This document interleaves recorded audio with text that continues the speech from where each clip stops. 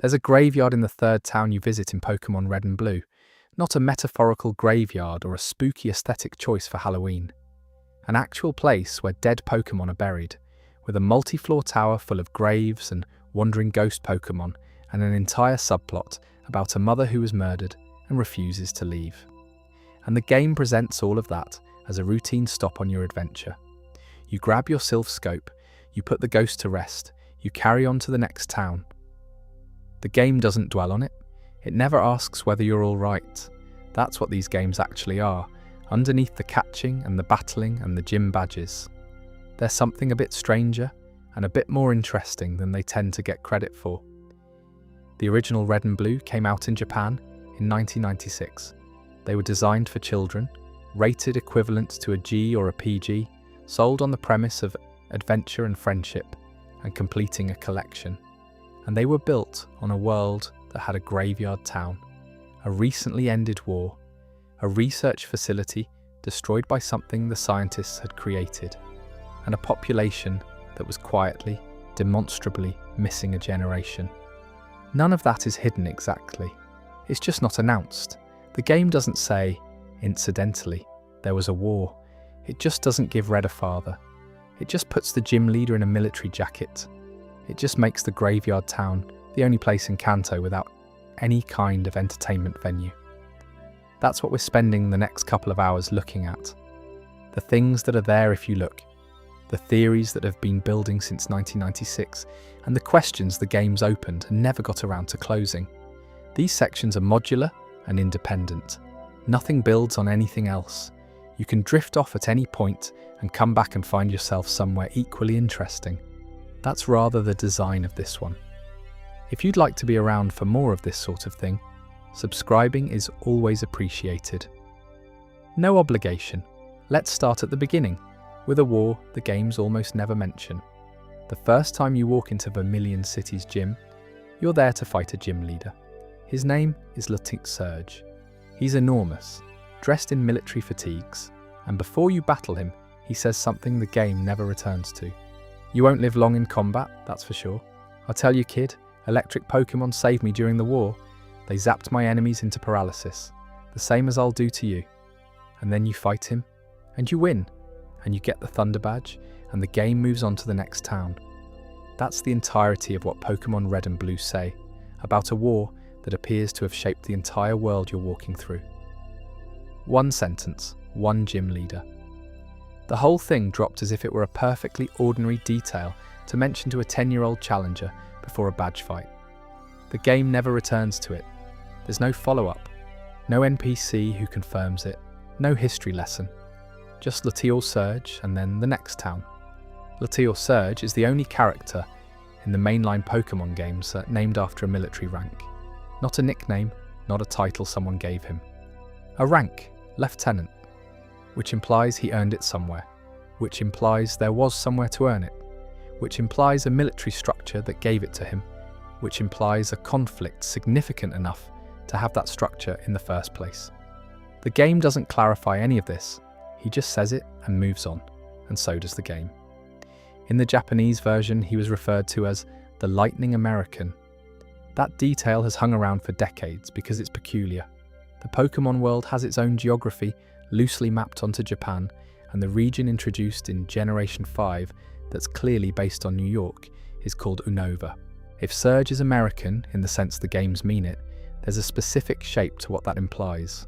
A foreign soldier from a region modelled on New York ended up settling in a region modelled on rural Japan, having survived a war.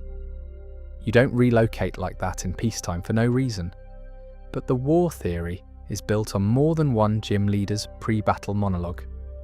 The world of Kanto, when you look at it as a place, rather than a series of routes connecting gyms, has a demographic problem that's hard to explain away once you've noticed it. The population is almost entirely children, elderly people, and a specific set of adults. Those adults are either gym leaders, Pokémon professors, medical professionals running Pokémon centers, or members of organised crime. That's roughly the full range. The demographic that would typically have been in their 30s and 40s during the game's events. The people who would have been of military age 15 or 20 years earlier is largely absent. Red's father is never mentioned at all. His mother lives alone and treats her 10-year-old child going off into the wilderness as the natural order of things. She waves you off at the door and tells you to change your underwear. There's no anxiety in it. That's not the behaviour of a parent sending their child into uncertainty. It's the behaviour of a parent who has already accommodated the idea that the world belongs to young people now, because the adults who are supposed to be filling it aren't there. Blue's parents are dead. He lives with his grandfather, Professor Oak. The rival in a Pokémon game, the first person you battle, is an orphan, and the game treats this as an unremarkable background detail that gets no more than a passing mention in the script. The gym leaders are worth looking at separately, because they mostly survive the demographic gap. Brock, the first gym leader you fight in Pewter City, is explicitly stated to be the eldest of 9 siblings who took over running the gym when his father left. His father left. The game in later expanded materials implies the father eventually returned, but the situation, as presented in Red and Blue, is a teenager running a civic facility because his father is gone, and someone has to. The channelers in Pokémon Tower are another detail that lands differently when you're thinking about the war. They're adult women, mostly, who spend their time communicating with the Pokémon spirits in the tower. The occupation exists. The people who practice it are there in numbers. This is what some people do now. They work with the dead, in a town built for the dead, in a region that has a lot of dead to work with. The trainers you fight throughout Kanto skew dramatically young.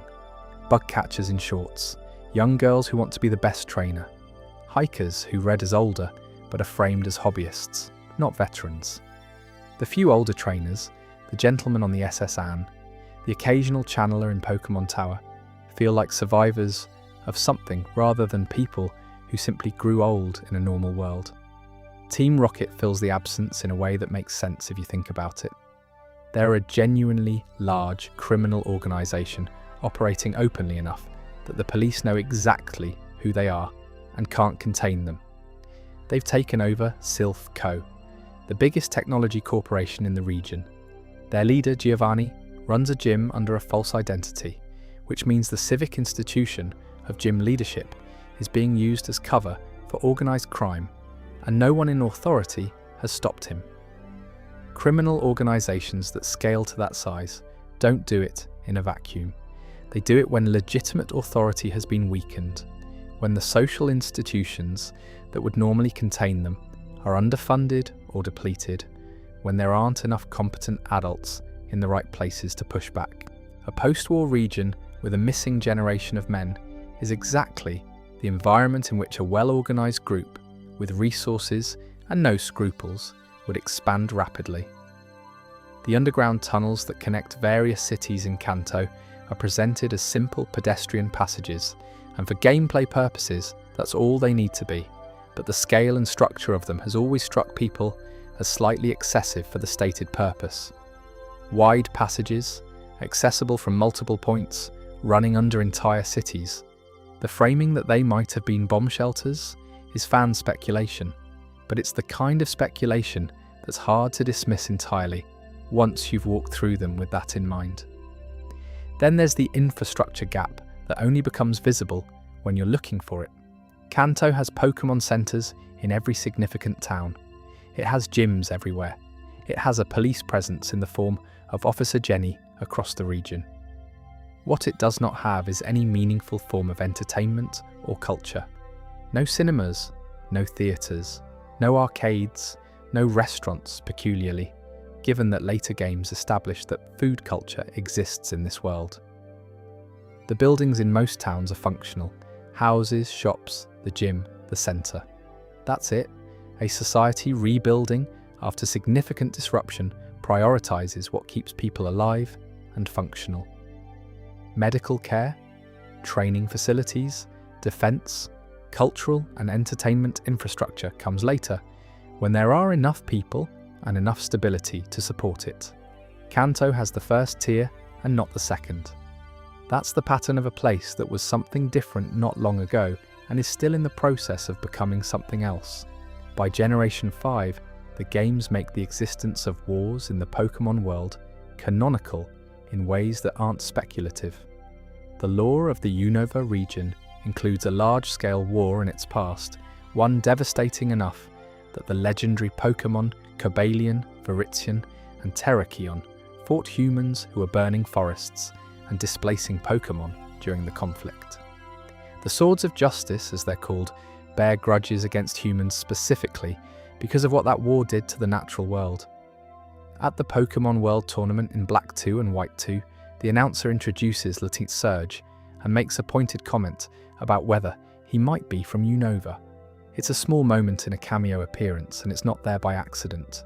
The games are suggesting, without stating, that Surge's war and the Unova war are the same conflict, or at least connected ones.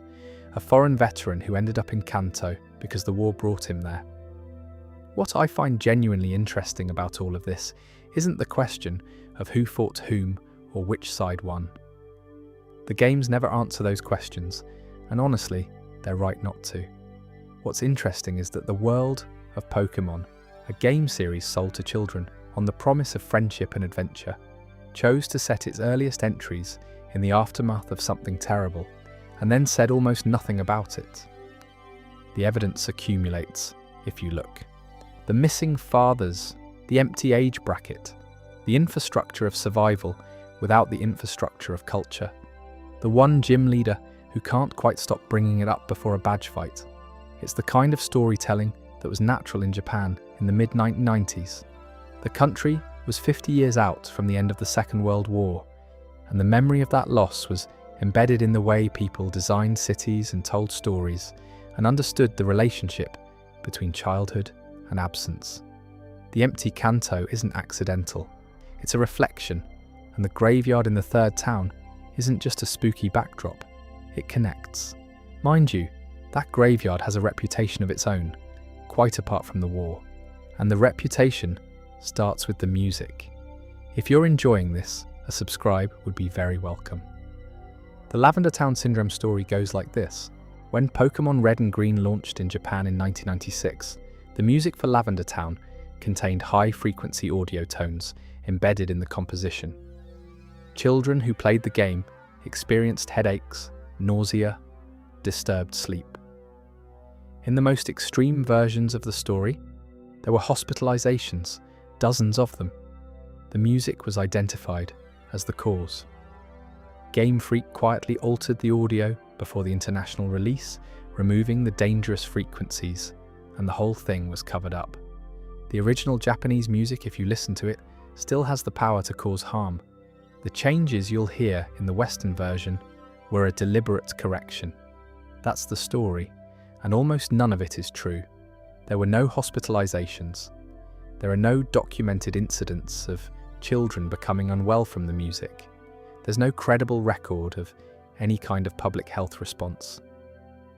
The Lavender Town Syndrome is a creepypasta, a piece of internet horror fiction that spread in the early 2000s on forums and eventually became so widely shared that people started treating it as established fact.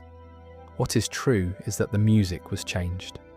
The original Japanese composition and the Western version are different. The original has a thinner, higher, more abrasive quality. It's more dissonant. Some people find it unsettling in a way that the Western version, which is calmer and more resolved, doesn't quite achieve. Whether those audio differences rise to the level of binaural frequency manipulation is a question that's never been answered definitively, and the answer is probably not quite.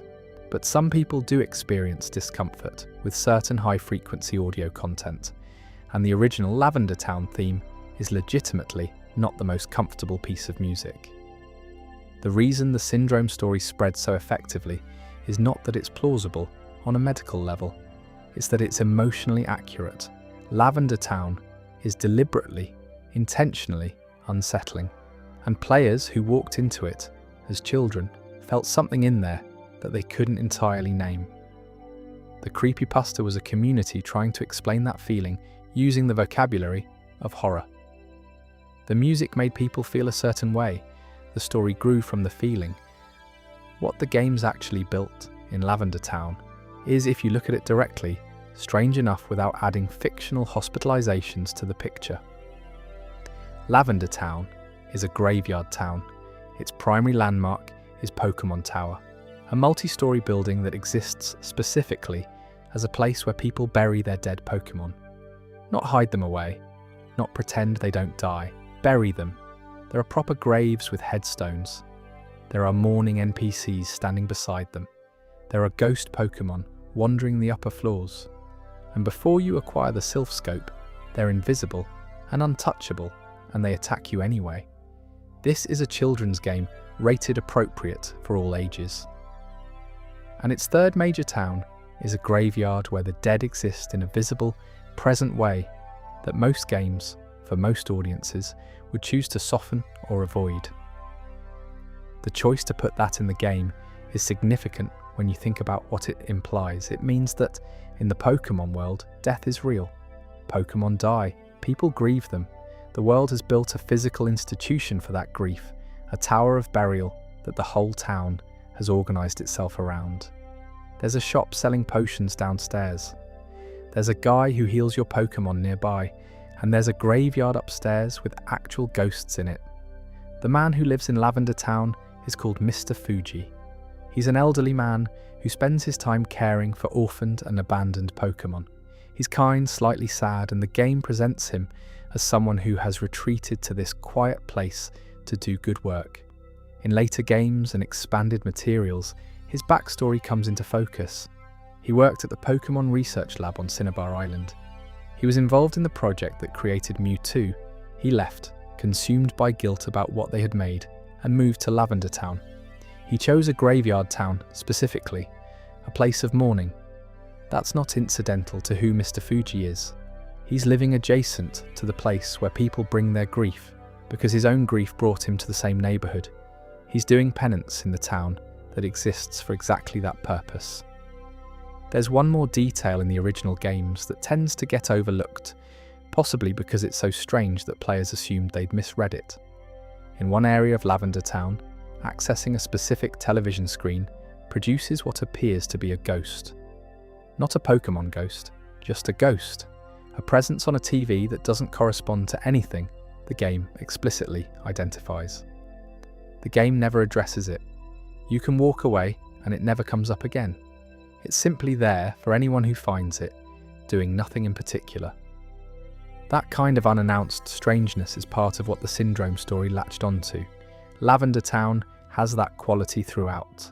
The music, the ghosts you can't see until you have the right item, the television that shows you something you shouldn't be seeing. The overall atmosphere of a place where the boundary between the living and the dead is specifically thinner than it is elsewhere. The creepypasta didn't invent any of that, it just made it louder. The thing I keep coming back to is the Pokémon Tower itself as a design decision. Most games in this genre, and most children's media generally, keep death at arm's length. Companions don't die, pets recover, loss is temporary. The whole framework is built to be safe. Game Freak built an entire town around the fact that Pokémon die, and they made you walk through a graveyard in the middle of your adventure, and they put a ghost in there who was murdered and wants to be heard. They made grief into terrain you have to cross. That ghost has a name, or rather, a species, and the story of how she ended up in that tower is the most quietly devastating thing the original games contain. The Mr. Fuji connection is worth dwelling on for a moment longer than the games typically invite you to. He's introduced in the game as a man who needs rescuing. Team Rocket has him. You rescue him, he gives you items. He's framed as a kindly old man and a victim of circumstance, and the scene moves on quickly. But the additional context, assembled from the game's scattered references and expanded in materials like Pokémon Origins, builds him into something considerably more specific. He helped create Mewtwo. He was part of the team that found Mew's genetic material and used it. He contributed to building a conscious being that was then contained, studied, and eventually driven to violent destruction. and his response to this was to move to the graveyard town and spend his remaining years taking in the Pokémon nobody wanted. Not the powerful ones, the abandoned ones, the ones that, like Mewtwo, were unwanted in one way or another. The parallel is not subtle once you see it. He couldn't undo what happened to Mewtwo. He could build a different kind of relationship with the unwanted, one that didn't involve extraction or experimentation.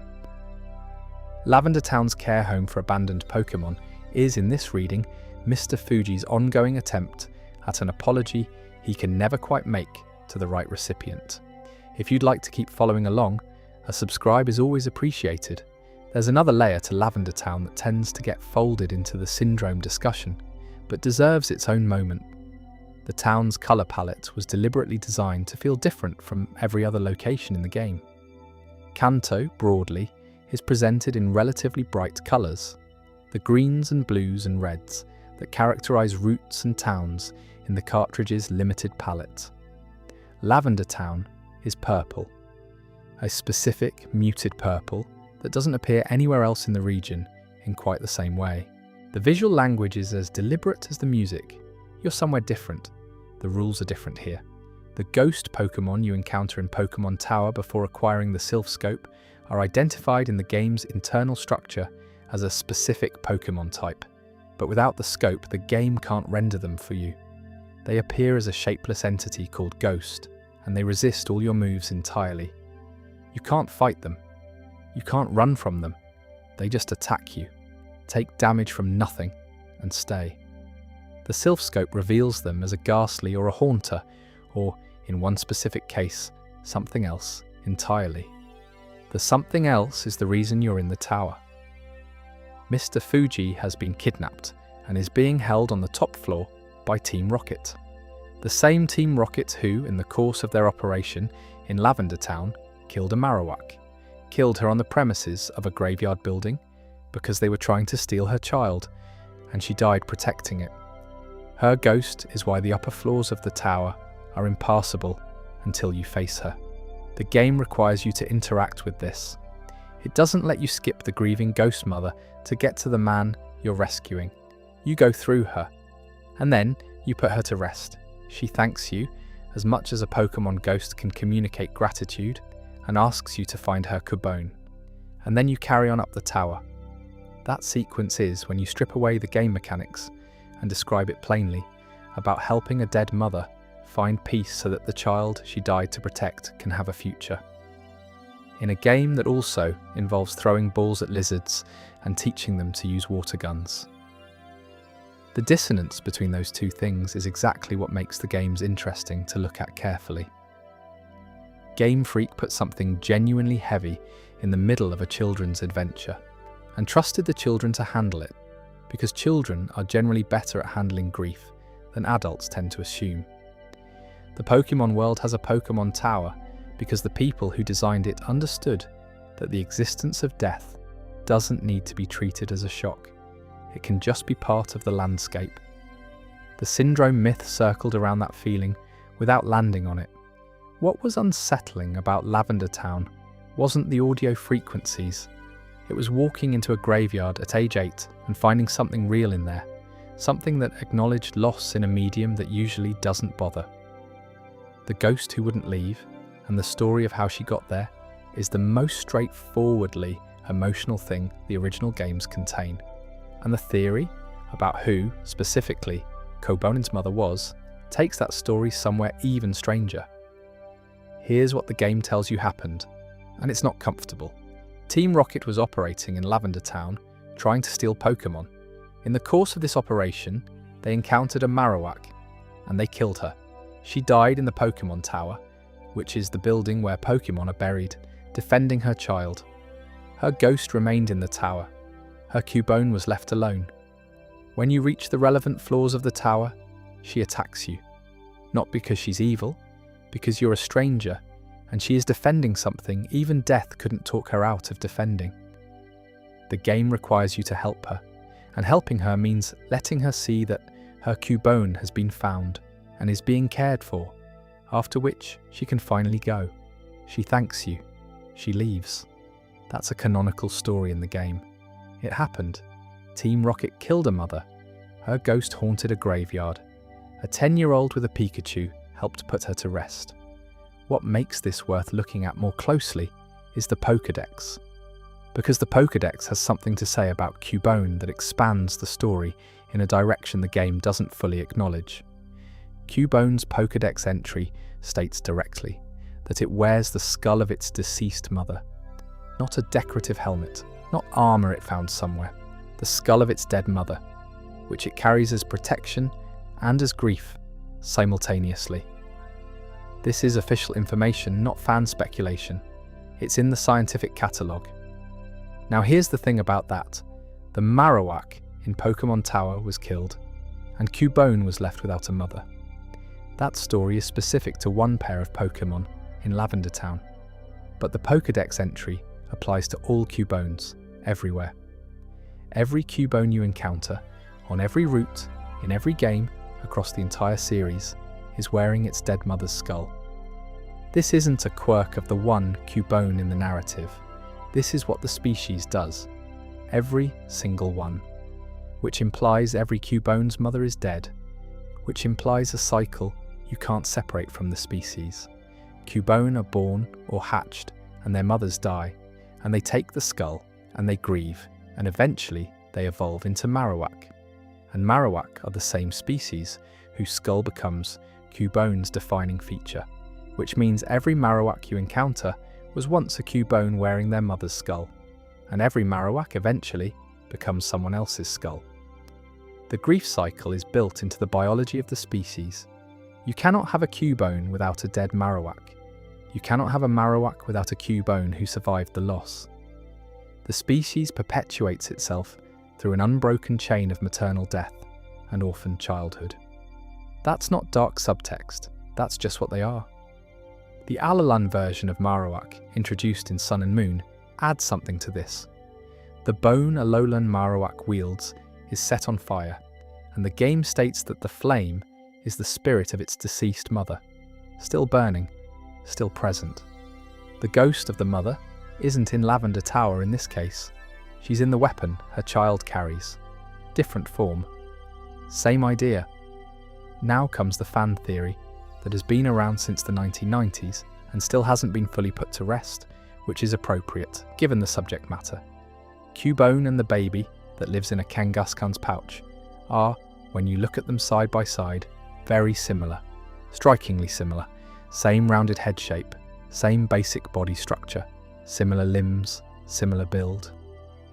The skull Cubone wears has proportions that match the head of an adult Kangaskhan rather neatly, including the elongated snout and specific shape of the bone structure around the face. The theory, Cubone was never meant to be its own species. It was meant to be an orphaned baby Kangaskhan. A Kangaskhan dies, the baby climbs out of the pouch, takes the skull, and wanders. The skull becomes the mask, becomes the helmet, becomes the defining feature. The child of a Kangaskhan, separated from its mother, becomes Cubone, and Cubone evolves into Marowak, the adult form of the orphaned child, still carrying what it lost. Under this reading, Kangaskhan and Marowak aren't separate species. They're two stages of the same life path, divided by whether the mother survived to raise her young. A Kangaskhan with her baby in the pouch is the story going right. A Cubone in the tall grass is the story going wrong. The data supports this in ways that are hard to dismiss entirely. In the original Red and Blue, there is evidence in the game's underlying code that Marowak was at some point intended to evolve into Kangaskhan. The evolution data points to an entry that doesn't exist in the final game. The number is there. The Pokémon it would have pointed to is not. Something was removed or changed or never finished, and the data was left in place. The glitch Pokémon called M, which is different from Missing No, but created by similar processes, occasionally evolves into Kangaskhan when leveled up in the original games. If M occupies the space in the index where a scrapped stage of Cubone's line once existed, that's a suggestive detail. Then there's Sun and Moon's call for backup mechanic, which tends to get cited in this discussion more than any other piece of evidence because it's from a recent game, not a 1990s glitch. When a wild Cubone calls for assistance in battle, the Pokémon that responds to its call is either another Cubona or a Kangaskhan.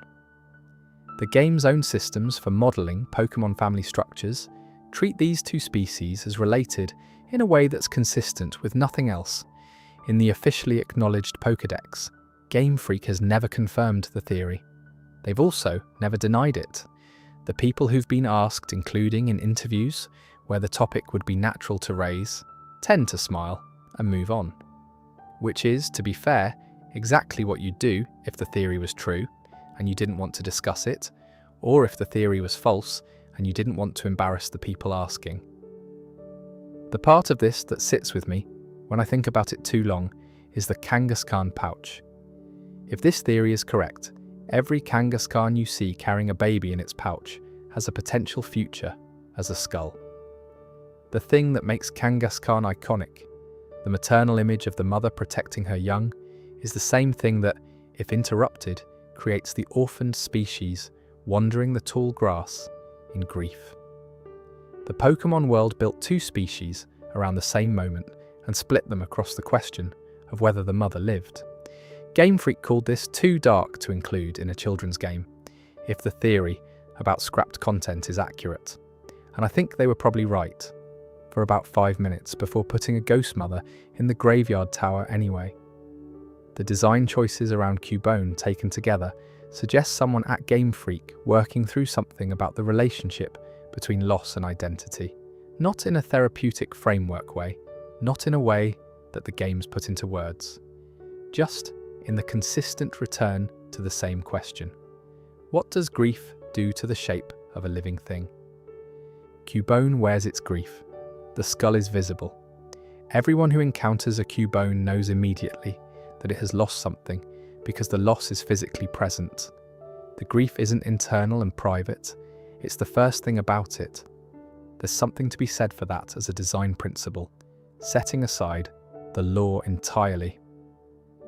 Cubone is a Pokémon you encounter at level 12 or so, early in your journey, with relatively modest stats. Nothing about it is designed to be impressive or intimidating. It's small, and its signature move is to throw a bone.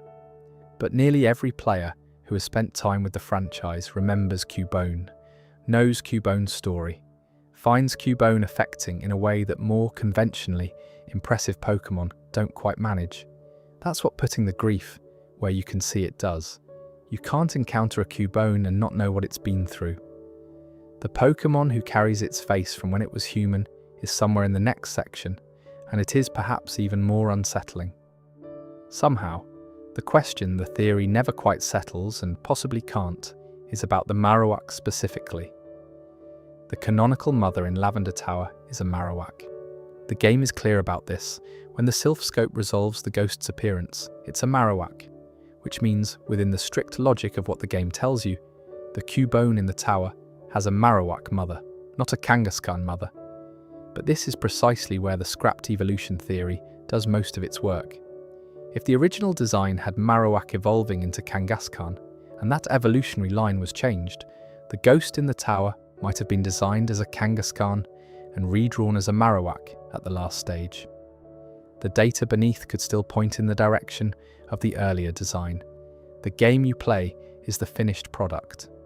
The ghost you later rest was drawn on top of something else.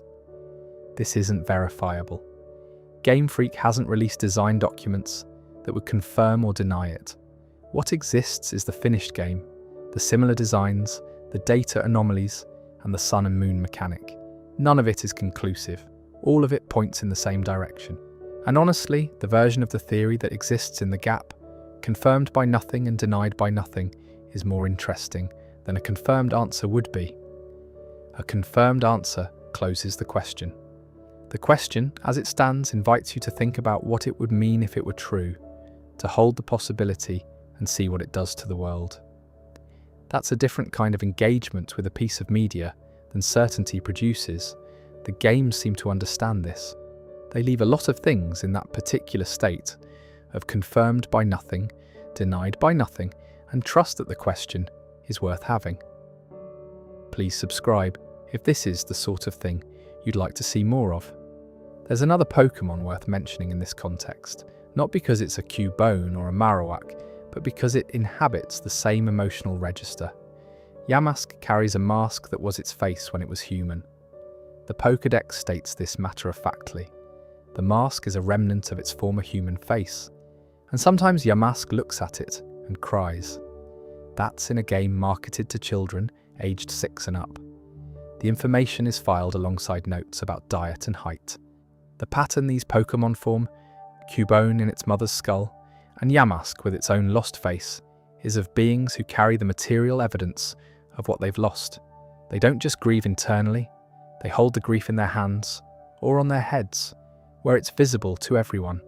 The designs are communicating something about the shape that loss takes when it doesn't have anywhere to go.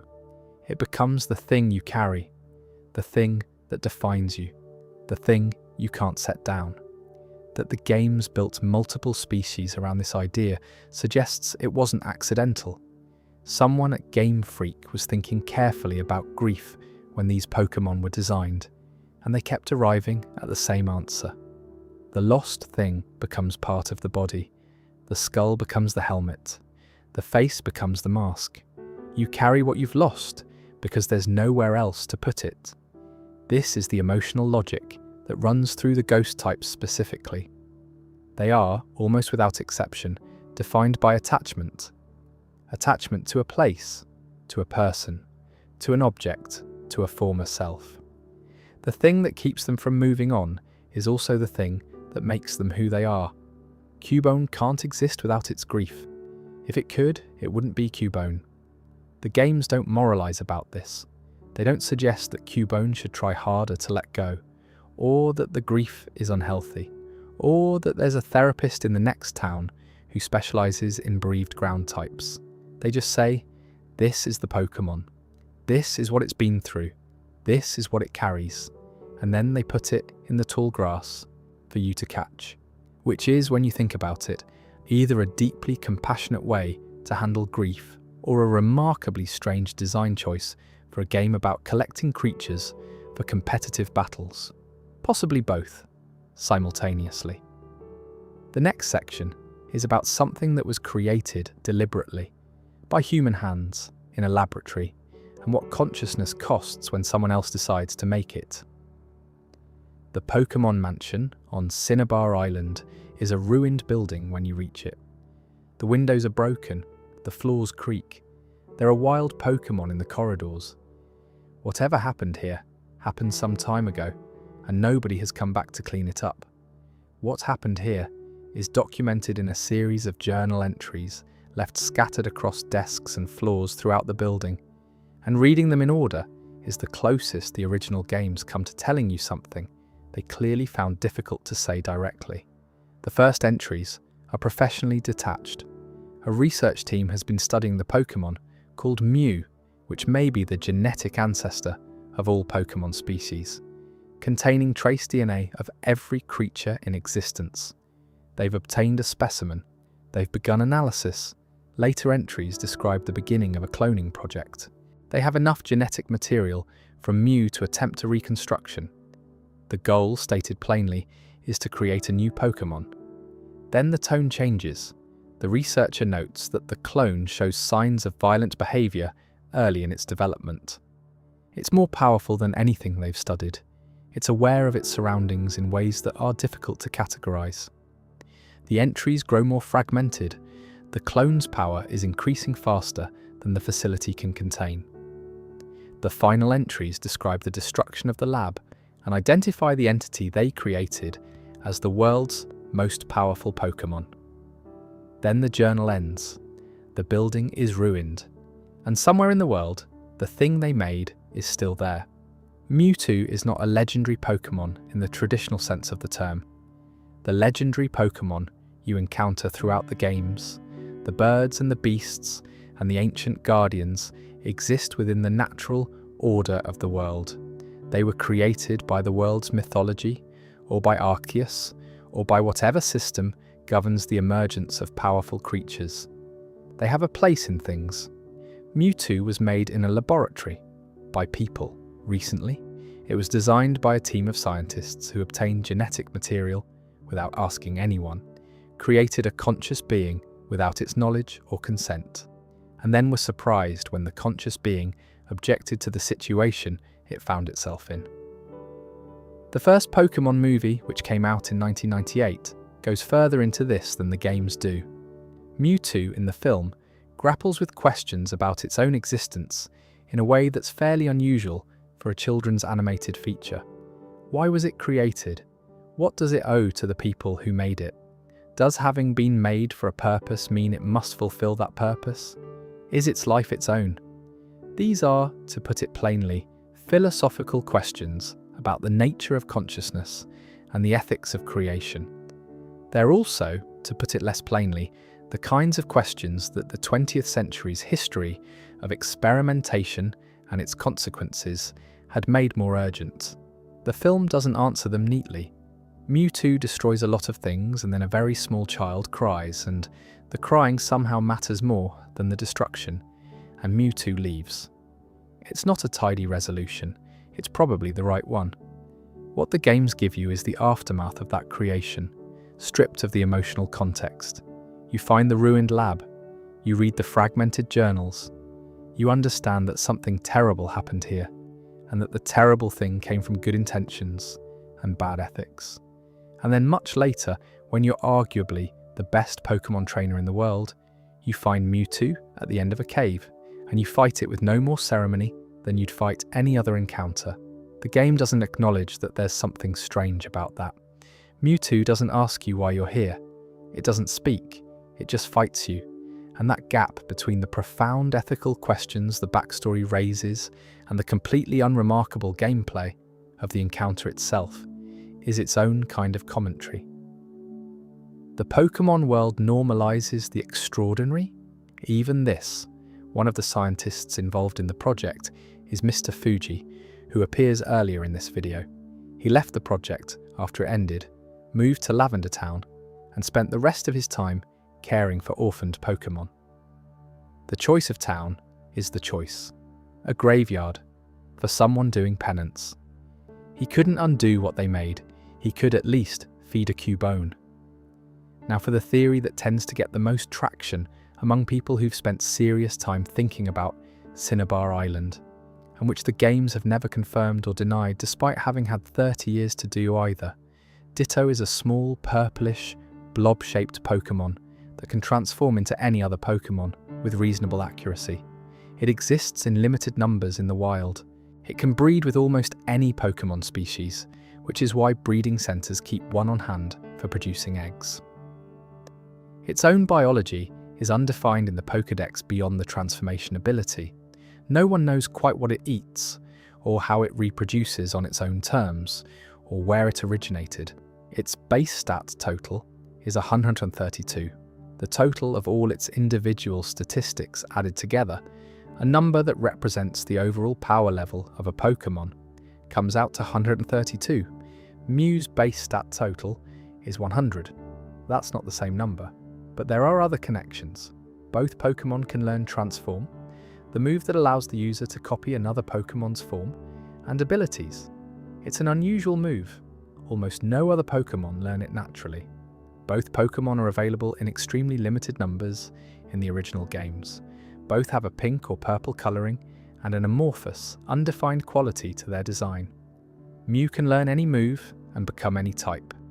Ditto can become any Pokémon. The theory is that Ditto are failed clones. The experiments that eventually produced Mewtwo required many attempts. A cloning project of that scale, working with the genetic material of the most complex Pokémon in existence, would have produced failures.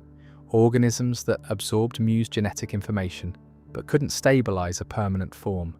Creatures that could become things, but couldn't be anything on their own. The thing that clinches it as a theory, rather than just an interesting idea, is the location. Ditto are found in the wild, in the area immediately surrounding Cinnabar Island, and in the Pokémon Mansion itself, in the same building as the lab journals, in the rubble of the place where the experiments happened. You can walk through the ruined laboratory, read about the creation of a conscious being who eventually destroyed the facility out of rage and suffering, and then step outside and catch the creatures that might be what's left of every failed attempt to make that being. The game presents this without comment. The Pokédex entry for Ditto says it can copy anything except the one specific move it can't copy, and that's the full extent of the in-universe scientific document's interest in what Ditto might be. The abandoned lab is just a dungeon. The creatures outside are just catchable. The ethics question sits underneath all of it, and the game steps over it to get to the next gym. I find this genuinely interesting as a design decision, even setting aside the Ditto theory specifically. The game's built an ethics problem into the world, and then refused to engage with it on an ethical level. You encounter the consequences of the experiment. You battle the thing that was created. You might catch the failed prototypes. The game never asks whether any of this is acceptable. It just presents it as the way things are. And maybe that's the point. The Pokémon world treats all of this as normal, because in the Pokémon world, it is normal. Consciousness can be manufactured. The question of what you owe it hasn't been answered, and nobody's rushing to answer it. The question of what happens to manufactured consciousness when it doesn't quite work out, when the attempt goes sideways, takes us somewhere the games almost never acknowledge directly. The broader question about the Pokémon world's ethics around manufactured life is one the games return to without directly resolving. In Generation 4, you can visit the Pokémon Mansion in Heartham City, a different location from the Cinnabar one, but with its own relevance. It houses the Trophy Garden, where rare Pokémon can appear. The manor's owner keeps a collection of Pokémon for pleasure and display. In Generation 6, the connection between Pokémon breeding for competitive advantage and the ethics of controlling biology is implicit in the game's breeding systems, which allow players to cultivate specific traits in Pokémon across generations. None of these are directly addressed as ethical questions within the games. They're present as systems, as options, as the way the world works. The games offer the systems and decline to comment on them, the same way they offered Mewtwo's backstory and declined to comment on it. The Pokédex, the scientific document, notes what Pokémon are. The player determines what to do with them. That's the consistent position of the franchise. Here is the world. Here are its contents. Here is what everything is made of. What you do with that is yours. The question that doesn't get asked in the games, but that the Ditto theory makes hard to avoid, is about what you're actually doing when you breed Pokémon. The Pokémon Daycare, and later the Nursery, is a service that's existed in the game since Generation 2. You leave 2 Pokémon there. They produce an egg. The egg hatches. You have a new Pokémon. It's explained as natural Pokémon reproduction, presented with the cheerful efficiency of a farm. The 2 Pokémon have to be compatible, which the daycare worker will helpfully confirm for you. And after a certain number of steps, the egg appears, and you carry it in your party until it hatches.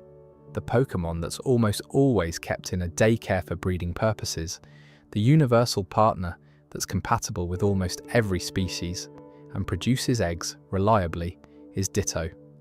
If the Ditto theory is accurate, then the creatures doing the most breeding work in the Pokémon world are the failed prototypes from the experiment that created Mewtwo. They were made by absorbing Mew's ability to combine with any genetic material. They couldn't stabilize into a defined form, and now they spend their days in the daycare. Used for their biology, asked to produce offspring for humans who want specific natures or movesets. The games don't make this connection. The games don't draw attention to the possible implications. The daycare worker just says they seem to get along well, or they seem to prefer to play with other Pokémon, depending on compatibility, and you come back later for your egg. I'm not saying the games intended any of this. What I'm saying is that once the theory is in your head, certain things about the world start to feel slightly differently weighted than they did before. That's usually how the better Pokémon theories work. They don't reveal something hidden. They tilt the angle of something that was always there. Thank you for subscribing if you have. It really does make a difference. In 1998, if you knew the right steps, you could find a Pokémon that wasn't supposed to be there. The steps went like this. Go to Viridian City. Talk to the old man who demonstrates how to catch Pokémon. Watch his tutorial. When it's done, fly directly to Cinnabar Island. Go to the eastern coast. Surf up and down the coastline, right at the edge where water meets land. And something will appear. It's called Missing No, and it is either the most interesting or the least interesting thing in the games, depending entirely on how you approach it. The least interesting version of what Missing No is a glitch, a data error. The game stores information in the console's memory in a specific way, and when you trigger the Old Man tutorial and then go to Cinnabar immediately after, the memory is still holding data from the tutorial sequence. That data gets read as wild Pokémon encounter data. Your name, which the tutorial was using as a variable, gets interpreted as Pokémon index numbers. Index numbers that don't correspond to defined Pokémon display as Missing No, a catch-all identifier for data that doesn't map to anything real. The name Missing Number is literally that, a number with nothing to correspond to. What it does is create a scrambled sprite, either a block of visual noise or, in specific forms, the fossil sprites of Aerodactyl and Kabutops, or a version of the ghost sprite from Lavender Tower. It duplicates the 6th item in your bag. It can corrupt your Hall of Fame data. If you actually catch it, it sits in your party being visually wrong. Some versions crash the game, most don't. That's what Missing No is technically. And if that were the whole story, it would be a footnote in Pokémon history rather than something people are still talking about nearly 30 years later. Missing No became legendary for a specific reason that has nothing to do with its technical nature and everything to do with when it arrived. 1998, before social media, before YouTube, before the internet was a universal presence in households across the UK, the US, Japan, or anywhere else, the way you found out about Missing No was that someone told you, in person. A friend, an older sibling, someone at school who had an older brother who knew things. You got the steps on a piece of paper, or committed them to memory while sitting on someone's floor, and then you went home and tried it yourself, and it worked, which meant every elaboration the person had added, every extra layer of strangeness they'd included in the telling felt a bit more credible. This was the first large-scale gaming secret that spread entirely through word of mouth and early internet forums, and the phenomenon of it spreading the way it did shaped how gaming culture talked about hidden things in games for the next decade. Missing No wasn't just a glitch, it was proof that games had things inside them that weren't supposed to be there, and that you could reach them if you knew how. The specific forms Missing No appears in are worth looking at, because they're not random. The Aerodactyl fossil form and the Kabutops fossil form are the skeletal sprites of Pokémon that exist in the game only as fossils, revivable in the lab on Cinnabar Island. These sprites are in the game's data, but you're never supposed to see them in a battle context. They're internal assets, images the game uses before it renders the actual living Pokémon. Missing No appearing in these forms means it's pulling the game's deleted content, it's behind-the-scenes material, and surfacing it where you can see it. The ghost form is the most discussed of the three. In Pokémon Tower, before you have the Sylph Scope, ghost Pokémon appear as a single shapeless sprite called Ghost. When you acquire the scope, the sprite resolves into the actual species. The ghost form of Missing No uses a version of that pre-resolution sprite, which means Missing No is, in this particular form, wearing the face of something the game uses to represent what it can't yet show you. The theory that's accumulated around these specific forms is that Missing No is made of the things that didn't make it into the final game. Pokémon that were cut during development, content that was designed and removed, data that was overwritten but not fully erased. The original games had 151 Pokémon in the Pokédex. The design documents apparently included far more. Something is in the space between 151 and whatever number the full original vision reached, and missing no exists in exactly that space. The index where missing no lives is number 0, not 152, not somewhere in the middle of the existing range. Before the first Pokémon and after the last, the number that precedes all numbers. That's where the game puts the data for everything it couldn't include. The connection to the glitch Pokémon M is worth a quick mention here, though not dwelling on too long. M is a different glitch entity, created by a similar process, which under specific conditions evolves into Kangaskhan.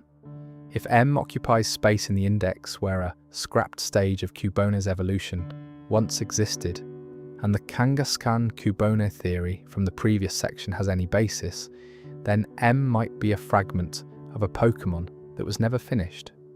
A prototype left in the code when the evolutionary line was changed. The games never told you any of this. The games just left the data there, accessible via specific sequences of actions, and let players find it. What I find genuinely interesting about missing no, as a phenomenon, setting aside the technical specifics, is what it says about games as objects. Every piece of software has things inside it that weren't meant to be seen. Deleted scenes, cut content, overwritten files.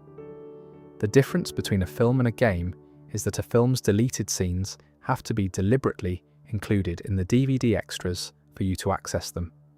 In a game, if the data is there and the right actions are available, you can reach it yourself. You don't need anyone to give you permission. Missing no is the Pokémon world's equivalent of finding something in the wall of an old house. Someone put it there, or it got left there, and now it's yours because you found it. The game doesn't acknowledge that it exists. It can't not be there. There's a philosophical thread in this that goes beyond Pokémon specifically. Every world has things in it that weren't meant to be part of the plan.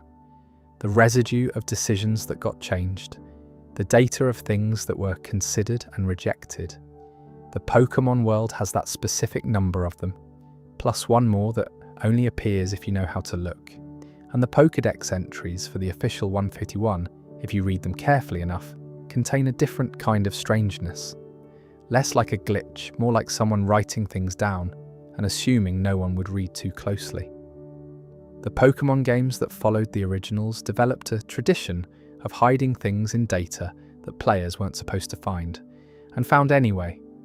Event Pokémon distributed through mystery gift systems that were never activated, leaving complete Pokémon in the game's code for years. Moves and abilities that existed in the programming but couldn't be obtained through normal play. Locations referenced in text that couldn't be reached through the standard game flow. Missing no started this.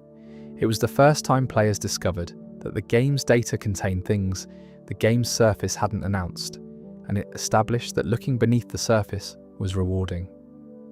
The culture of Pokémon data mining, of ROM hacking and debugging tools, and exhaustive wiki documentation of every byte of game data, traces a direct line back to the era when a schoolchild told another schoolchild that there was something in the water near Cinnabar Island. That culture eventually found the eternal flower Floette in Generation 6, sitting fully formed in the code of X and Y, waiting. It found moves for types that didn't yet exist in the games that introduced them. It found unused trainer sprites and cut storylines, and occasionally what appeared to be placeholder content that pointed toward features that were considered and abandoned. The game contains its own archaeology. Missing No was the first dig site. Subscribe if you'd like, and we'll move into what the Pokédex actually says when it thinks no one is paying attention. The version of the M glitch that connects to Kangaskhan is one of those details that sounds too convenient to be accidental, and may well be. The Pokémon data system in the original games was not designed with the expectation that players would probe its underlying structure. The developers did not anticipate the Old Man tutorial producing wild encounter data, the entire architecture of Missing No. As a discovery was unintentional. But the thing about unintentional discoveries is that what they reveal is still real data. If M occupies a specific index number, that number corresponds to something. If that something can evolve into Kangaskhan, that evolution table was written by someone who made a specific decision. The decision might have been to include a scrapped evolutionary stage and then change plans. Or it might be a coincidence in how the index numbers fall and how evolution is stored. The game cannot tell you which, and it was not designed to. What missing no ultimately represents, in the context of everything else in these games, is the space between intention and execution. The Pokémon world was designed to be one thing. A lot of things were considered and discarded along the way. The code that runs the world retained the memory of some of those discarded things. And because games are living objects in a way that other media isn't, players could walk into that memory and come back with something their Pokédex wasn't supposed to contain. This is, to put it another way, a game where you can catch the ghost of deleted content. Which, given that this is a franchise substantially about ghosts and things that don't quite leave, seems appropriate. The Pokédex is, within the logic of the games, a scientific reference document. It was created by Professor Oak and is updated as you capture and catalogue Pokémon species throughout your journey. The entries are meant to be factual. They describe biology, behaviour, habitat, diet. They read as the kind of information a naturalist or a zoologist might compile. Most of them are fine. Some of them are, when you read them with the assumption that they're describing reality rather than dressing up a game mechanic. Quite something. Let's go through a few. Gengar, a ghost and poison type introduced in red and blue. Physically resembles a round, grinning purple creature with pointed ears and a wide smile. Looks on the surface like a cartoon Halloween character. Its Pokédex entries over the years have described it as follows: the shadow that was left behind when a person departed this world. A Pokémon that hides in darkness and cold spots and reaches out for warmth. A creature that emerges on moonless nights to find the chill of the room that harbours it. Several entries describe it as the embodiment of someone's lingering spirit who can't stop haunting the living. The implication across multiple entries and multiple games is consistent. Gengar was a person. At some point before it became Gengar, there was a human being. That human died. Something about the way they died, or the things they left unresolved, or the attachments they couldn't release, left a shadow behind. That shadow is Gengar. Every Gengar, not one specific tragic individual, an entire species that exists because humans die and leave things behind. There's a fan theory that accompanies this, based on the original Generation 1 sprites rather than any Pokédex entry, and it's one of those visual observations you can't unknow once you've seen it. Gengar and Clefable, in their original pixel art forms, have nearly identical body shapes. The same proportions, the same silhouette, the same basic structure. If you overlay them, they match with a precision that doesn't seem coincidental. The theory is that Gengar and Clefable are the same being in different states. Clefable as the living creature, Gengar as the shadow it casts, or the shadow left behind when the living creature is gone. This is supported loosely by the type contrast. Clefable is a normal type, associated with the ordinary world, with the moon and stars and the natural order. Gengar is a ghost and poison type, associated with death and with things that linger and corrupt. If they're the same entity in different registers of existence, the type contrast is the design communicating that relationship. Whether this was intentional on Game Freak's part has never been confirmed. The sprite similarity is real enough that it's difficult to attribute entirely to coincidence, but the Pokémon Company's stance, insofar as they have one, is silence. They've never confirmed the connection, and they've never denied it. Now, Yamask. Yamask's Pokédex entry, across multiple games, states something that sounds like it should require more context than the games provide. Each Yamask carries a mask that used to be its face when it was human. Sometimes they look at the mask and cry.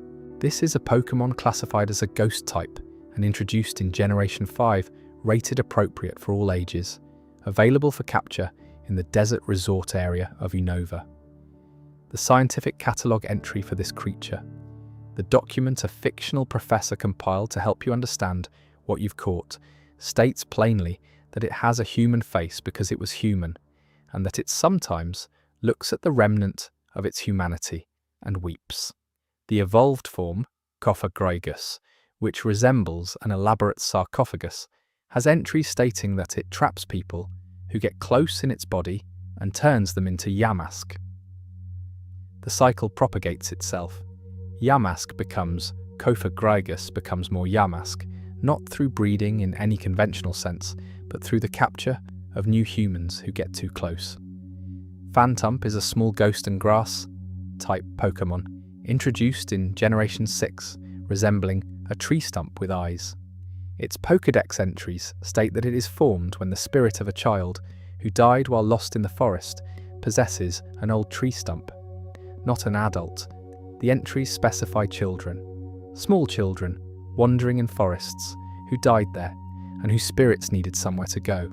The forest areas of the Pokémon world contain wild Phantump.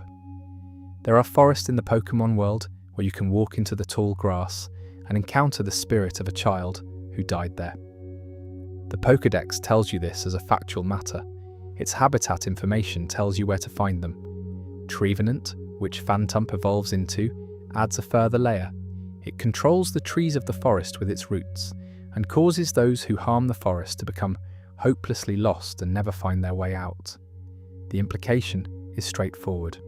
You get lost in the forest, you can't leave, you die there, you become a Phantump, which helps Trevenant prevent further harm to the forest. The species maintains itself through tragedy. Chandelure, a ghost and fire type, has entries describing it burning the spirits of those it catches in its ominous flames. The spirits, once burned, lose their way and wander the world forever, unable to find rest. They don't go to whatever afterlife the Pokémon world offers, they just drift. Chandelure are found in old buildings, which means any abandoned mansion or haunted structure in the Pokémon world might have a chandelier in it that is actively creating wandering lost spirits from whatever living things come near it. This is a candlestick holder, rated appropriate for 6-year-olds. Banette is a Pokémon that resembles a discarded doll with a zipper mouth.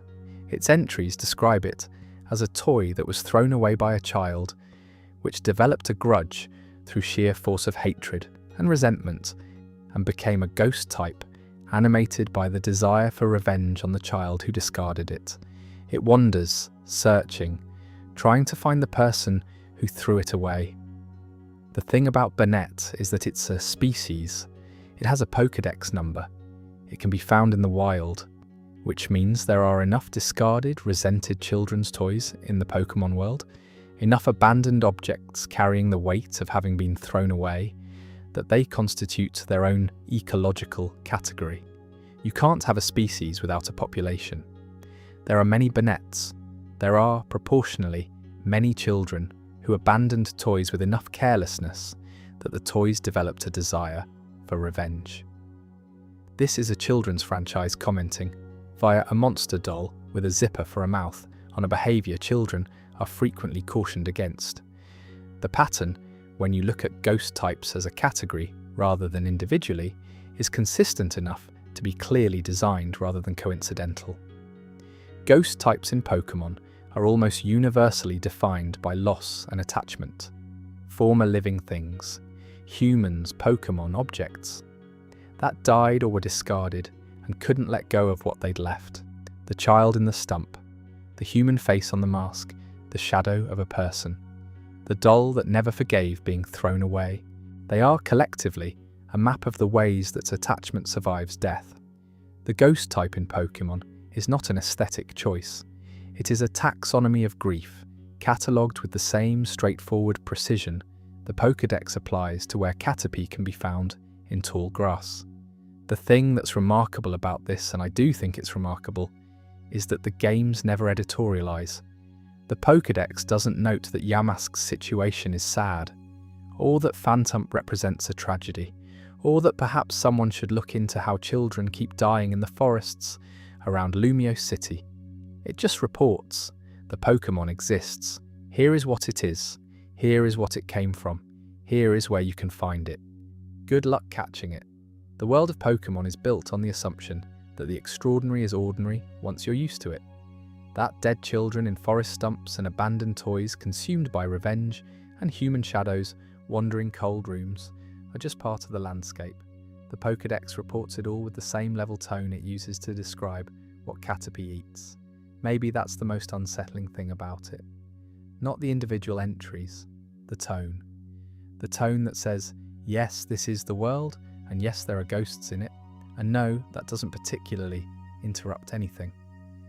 We'll stick with Pokémon that shouldn't exist by rights in the next section, though the reason this one shouldn't exist is a bit more optimistic than most of what we've covered.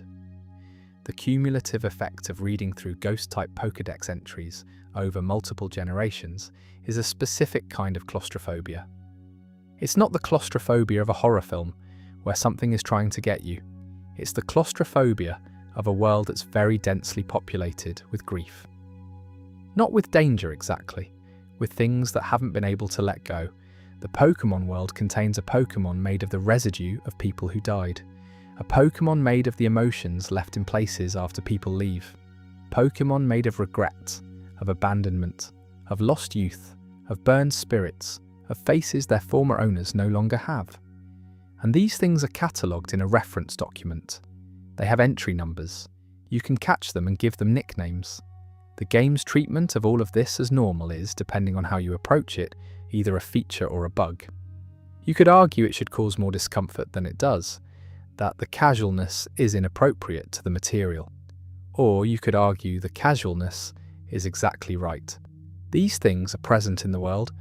They're not shameful or taboo. They're just what grief looks like when it takes a specific shape. The Pokédex doesn't treat Yamask with horror. It treats it with the same flat scientific register it uses for everything else, which might be the most honest thing the franchise does. Grief is ordinary. The world is full of it. Here is where it lives and what it does. Subscribe if you'd like, though there's absolutely no obligation. Drifloon deserves a brief mention because it tends to get folded in with the general ghost-type darkness without people pausing on the specific detail that makes it strange. Drifloon is a balloon-shaped ghost and flying type that floats around and grabs children, supposedly by accident. Its entries note that children sometimes mistake it for a toy balloon and grab hold of it. Then it carries them away. The entries are careful to note that Drifloon is grabbed by children who are too strong for it, implying a distinction with children who are not. The game doesn't follow that thread further. It doesn't need to. Honage is a sword possessed by the spirit of something that once died near the blade. It wraps its ribbon-like appendage around anyone who picks it up and drains their life force. The Pokédex entry notes that those who ignorantly grab its hilt are doomed. The word ignorantly is doing a lot of work in that sentence. If you know what Honage is and you pick it up anyway, you're making a different kind of choice. The Pokémon world is, taken together, a world in which very specific objects and places are dangerous in ways that are documented in a scientific reference database that everyone presumably has access to. The Pokédex is public record. The information about Drifloon mistakenly abducting children is filed alongside Drifloon's height and weight. Someone has read it. The children are still getting grabbed. That might be the truest thing the ghost-type Pokédex says about its world. Knowledge of what's dangerous doesn't necessarily protect you from it. The information is there. The entry is written. And in the next patch of tall grass, there's a Phantump. Ash Ketchum was 10 years old when the Pokémon anime began in 1997. He was 10 years old when it ended in 2023. In the 26 years between those 2 points, he travelled through 10 regions, competed in countless tournaments, befriended dozens of legendary Pokémon, and remained 10 years old throughout. The production explanation for this is the same one that applies to all long-running serialized animation. The character is frozen to remain a viable protagonist for a children's audience. and the world updates around them without the character updating with it. This is normal. It happens in almost every animated franchise of significant duration. The theories that have accumulated around Ash specifically are more interesting than the production explanation, and they've stuck around for longer than most anime fan theories because the specific details of the first episode support them in ways that are hard to dismiss. The first episode of the Pokémon anime, Pokémon I Choose You, establishes the standard premise. Ash oversleeps, arrives late to receive his starter Pokémon, ends up with the difficult Pikachu that nobody else wanted, and immediately has a disastrous early attempt at training. In the course of this, he causes a swarm of Spearow to attack him and Pikachu. The two of them run. They reach a cliff edge near a river.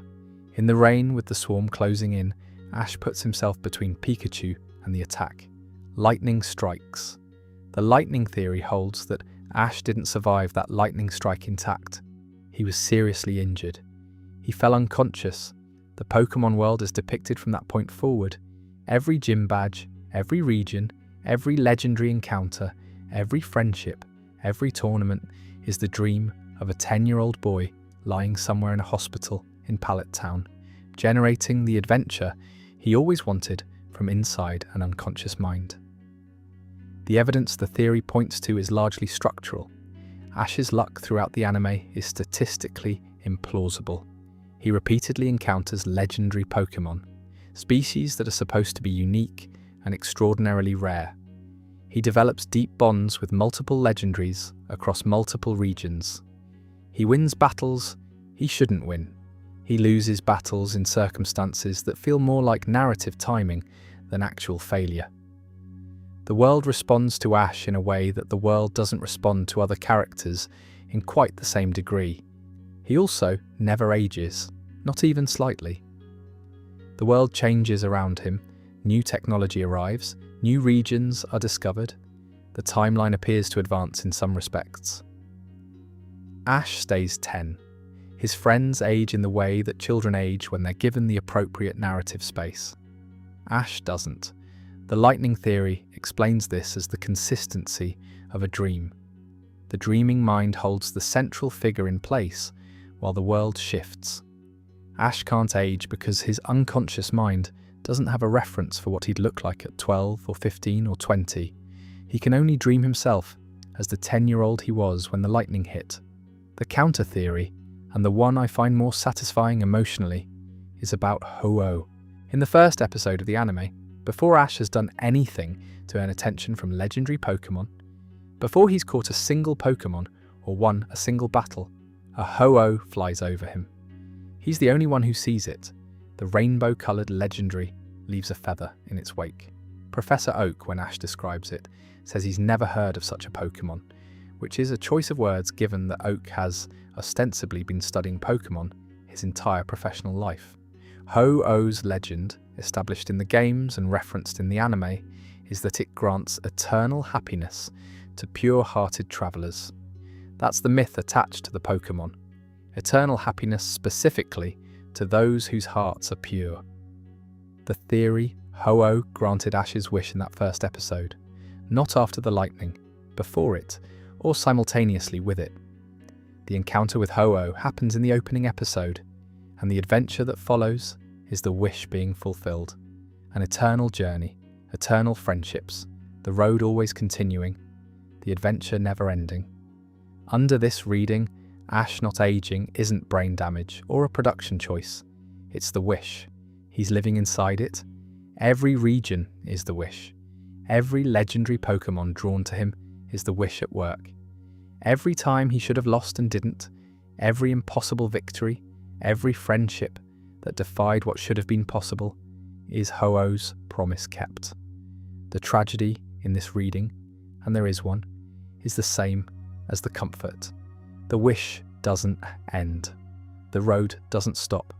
Ash is perpetually 10, perpetually beginning, perpetually surrounded by new companions and new challenges, forever locked in the moment of a wish being granted to a child who just wanted to go on an adventure.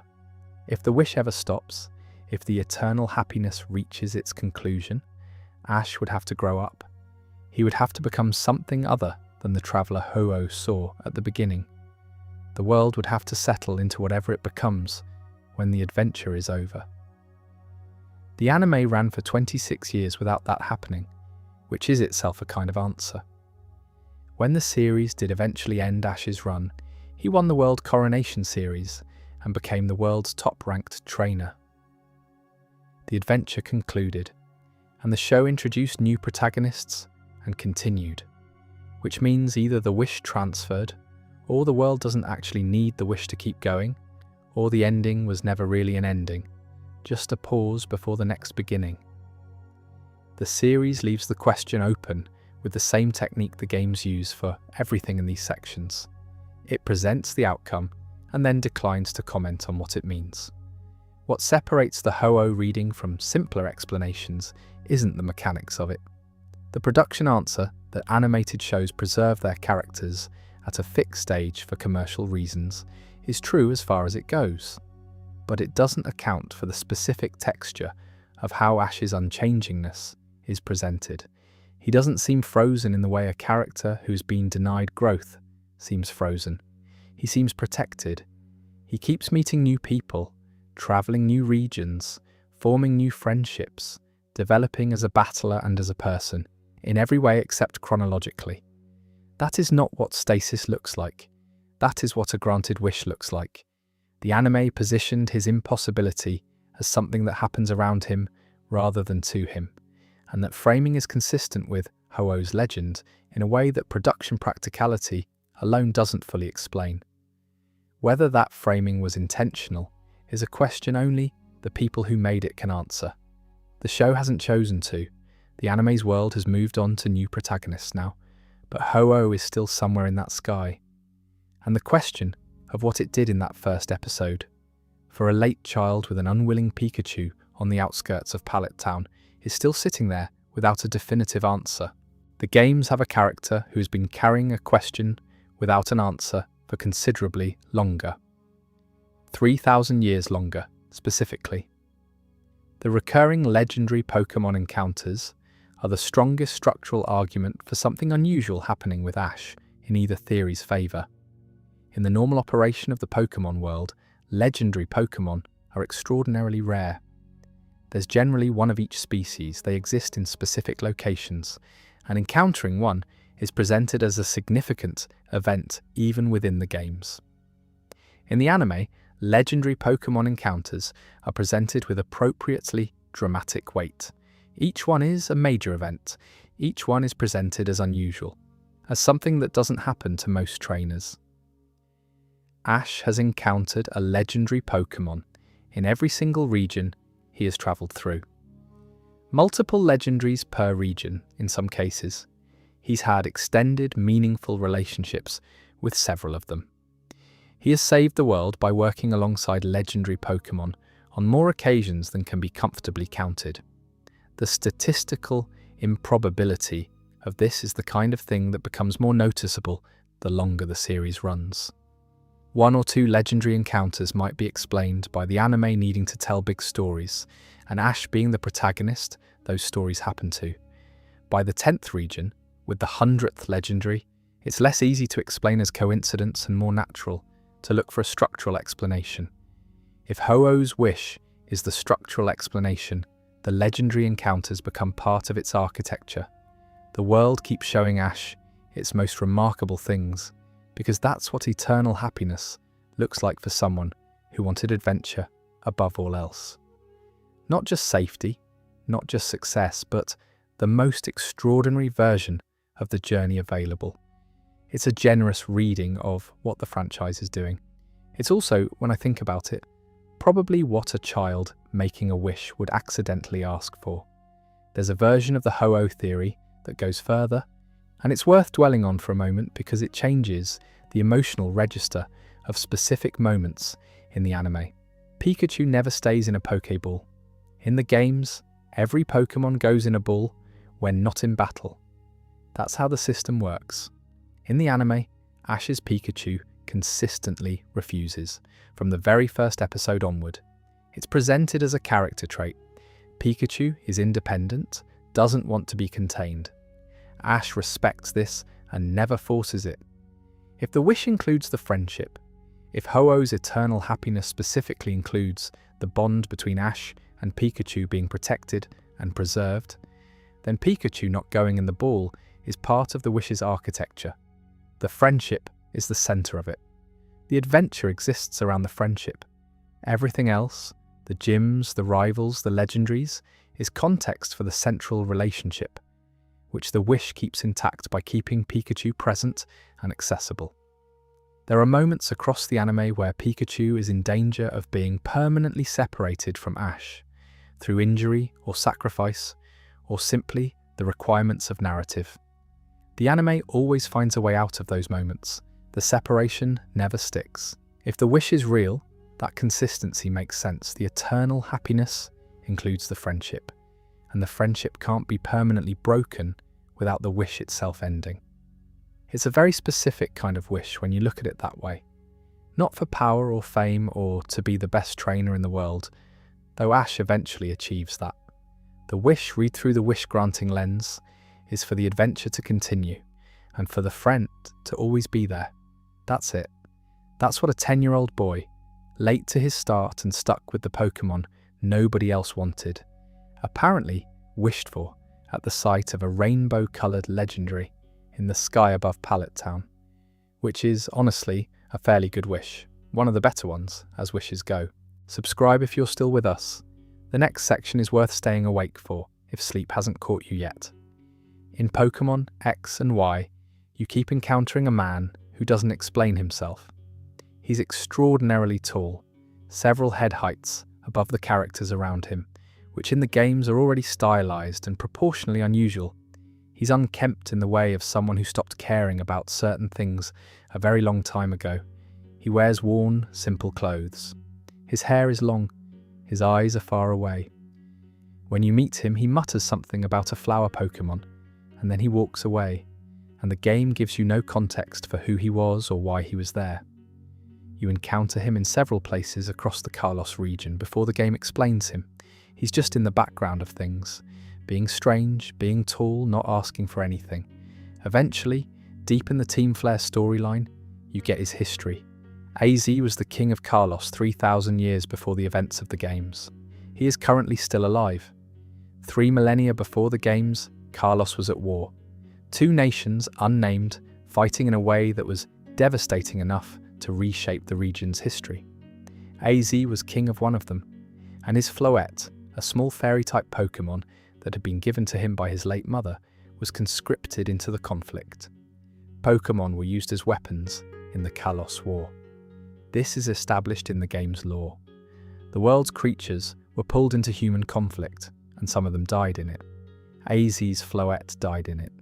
He received her body. He received the flower she'd been holding, and he built a machine to bring her back. The machine worked. It extracted life energy from Pokémon. From many Pokémon, enough Pokémon that the process left mass graves outside what is now Geosenge Town. Stone markers still stand there in the games, rows of them. AZ built a machine that killed hundreds of Pokémon so that he could bring back one. The machine brought Floette back. It also made her immortal, apparently as a side effect of the energy it had used. And AZ, with his Floette restored, and the war that had taken her still ongoing around him, made a second decision. He was full of rage at the war, at the people who had taken Floette and sent her to die, at the nations fighting over things that, from his position as a king who had just brought someone back from death using machinery powered by mass sacrifice, probably felt small. He turned the machine into a weapon. The ultimate weapon, as the games call it. He fired it. It ended the war by effectively leveling everything involved in it.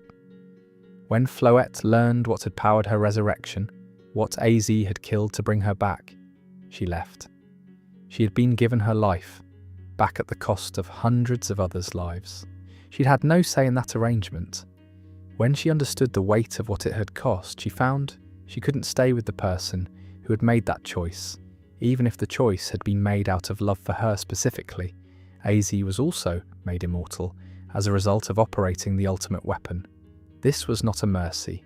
This was just a consequence. He would wander, unable to die, for longer than most human civilizations last, having destroyed 2 armies and alienated the only being he'd built a machine to save.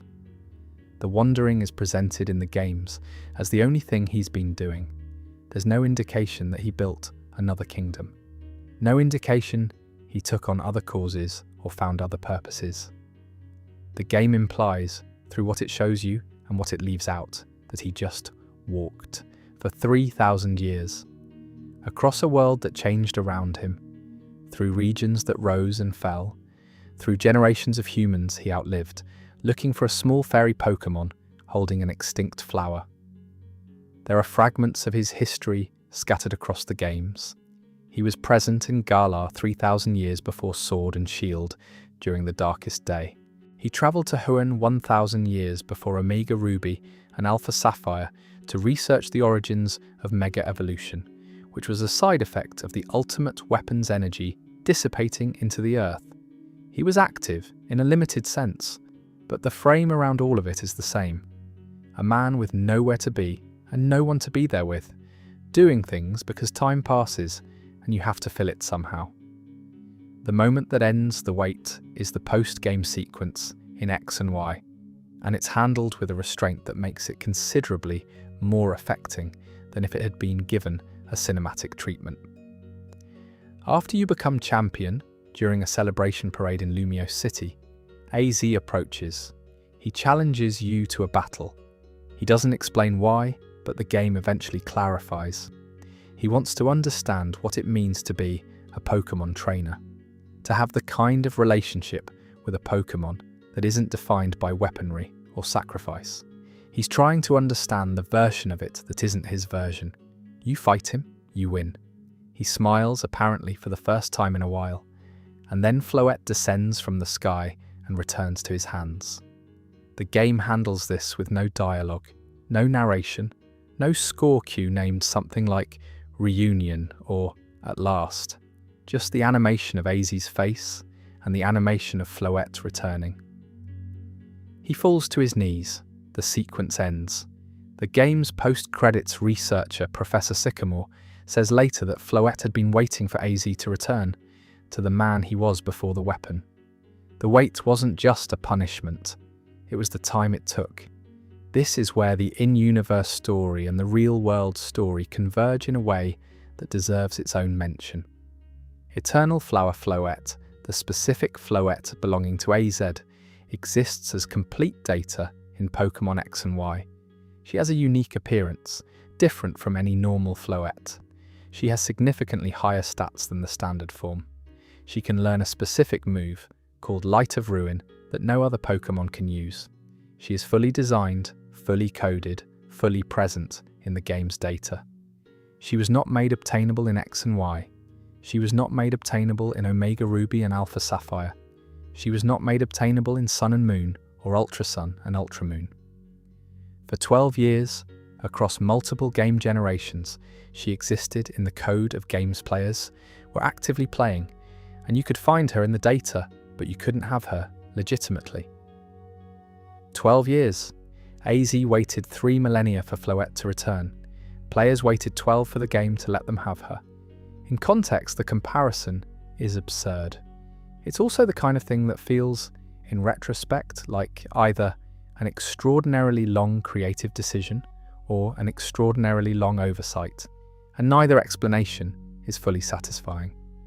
She was finally made obtainable in Pokémon Legends, Zerdier in 2025, the game that returned to Lumio City, the city where AZ knelt and the 3,000-year wait ended, is also the game that let players have the Pokémon at the centre of the story. It took 12 years of real-world time after X and Y for that to happen. AZ was there the whole time, in the game's architecture, waiting with Floette for someone to figure out how to release her. I don't know whether that was deliberate, the Pokémon Company has not said, but as storytelling accidents go, if it is one, it's a remarkably good one. The story of that wait, sitting in a game where the resolution was locked in the data for 12 years. What AZ built, ultimately, was something that destroyed the world and preserved one thing. The things the Pokémon world's cosmology builds, by contrast, were designed at the level of the universe itself. We'll get to the one that was banished. There's a specific quality to the AZ post-game sequence that distinguishes it from almost every other emotional beat in the franchise, and it's worth naming directly. The scene has no voice acting. The games don't have voice acting in the traditional sense. They use text and animation. But even within that constraint, the reunion of AZ and Flute uses almost no text. There's no narration explaining what the player is watching. There's no dialogue from AZ that says what he feels. There's no speech from Sycamore about what just happened. There's just the animation. AZ falls to his knees. Flute settles into his hands. The sequence runs. The decision to handle all of that, waiting and loss and guilt, and wandering with an animation rather than a speech is, I think, the right one. Speeches explain, animations show. What Aza has been through doesn't require an explanation at the point where it ends. Anyone who's been paying attention to his story understands what they're watching. Anyone who hasn't been paying close attention will understand it from the image alone. The franchise occasionally does things like this, handles enormous emotional weight with restraint, and then doesn't call attention to what it's done. The Marowak in Lavender Tower, the journals in the Pokémon Mansion, the Galarian Corsola entry, AZ on his knees. None of these announce themselves as the serious thing in the game. They're just there, for the player who arrives at them. Thank you for subscribing if you have. The detail about Aza and Mega Evolution is worth expanding on slightly, because it connects his story to something the games use as a central mechanic, without always explaining where it came from. Mega Evolution, introduced in Generation 6, is the ability of certain Pokémon to temporarily transform into a more powerful form during battle.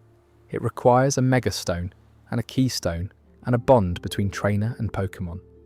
It's presented as a mysterious phenomenon specific to certain species, concentrated in the Kalos region and surrounding areas.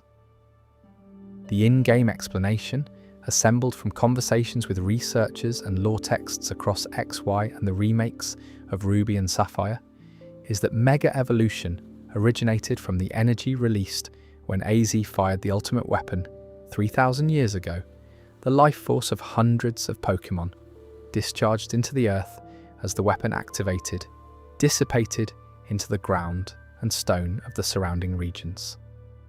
Over millennia, that energy crystallized into what became Megastones. The ability to Mega Evolve isn't a natural Pokémon phenomenon, it's a side effect of mass death. AZ's grief, expressed as a weapon, left a permanent mark on the world's geology. Every time a player triggers a Mega Evolution in battle, they're using energy that traces back to the moment AZ decided that ending the war was worth whatever it cost. The games don't announce this connection. The Mega Evolution mechanic functions without you knowing what generated it. But the lore is there for anyone who asks. This is, I think, one of the better pieces of world building the series has produced. The idea that a battle mechanic, something used in every competitive match, in every gym challenge, in every key storyline moment, across 2 or 3 generations of games, is made of the consequence of one king's grief. That when you hold up your keystone and your partner Pokémon transforms, you're touching something that was left behind 3,000 years ago by a decision that destroyed 2 armies. The games don't make you think about this while you're playing, but it's there. It's always been there. And AZ, wandering through Geosenge Town where the graves are, knows exactly what the Megastones are made of. The Generation 4 games, Diamond, Pearl and Platinum, are when the Pokémon franchise decided to take its mythology seriously. Previous generations had legendary Pokémon with impressive backgrounds. Birds that controlled weather, beasts that carried legendary powers, ancient creatures from the first age of the world. Generation 4 gave the franchise its creation myth, a comprehensive one, not metaphorical, not vague. An actual account of how the universe came to exist, embodied in Pokémon, you can encounter and, with sufficient preparation, catch. At the beginning, there was nothing. From nothing came an egg, and from the egg came Arceus. Arceus created the universe. From Arceus came Dialga, who governs time, and Palkia, who governs space. And from Arceus came Giratina, who governs antimatter. Time, space, and antimatter.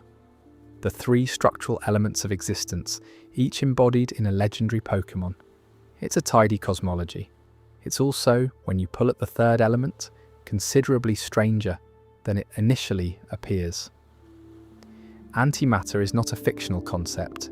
It is a real physical phenomenon that the games borrowed from actual physics, and the implications of borrowing it are significant. Every particle of matter has a corresponding antiparticle with opposite charge.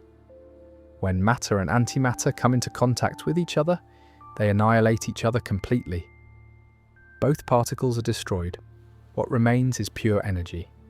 Nothing material survives the interaction.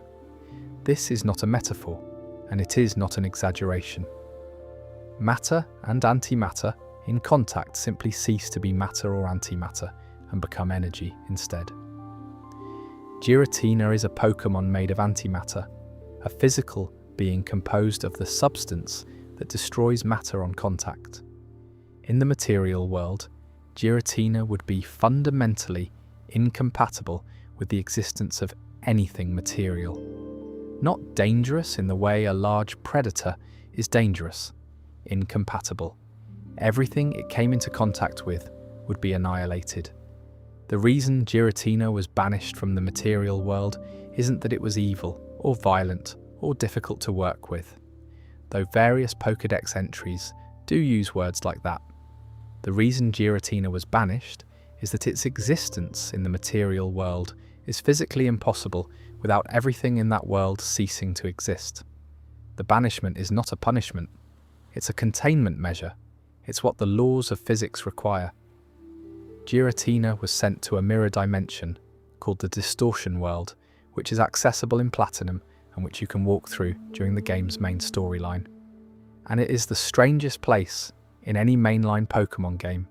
You walk on ceilings, you walk on walls, platforms float in orientations that don't correspond to up, down, or sideways in any consistent way. The geometry of the space contradicts itself. What looks like a floor becomes a wall as you approach it. Passages don't behave like passages should behave. The space itself is wrong in a way that is constant rather than incidental. The reason the Distortion World's geometry doesn't work is that nothing in it is made of matter.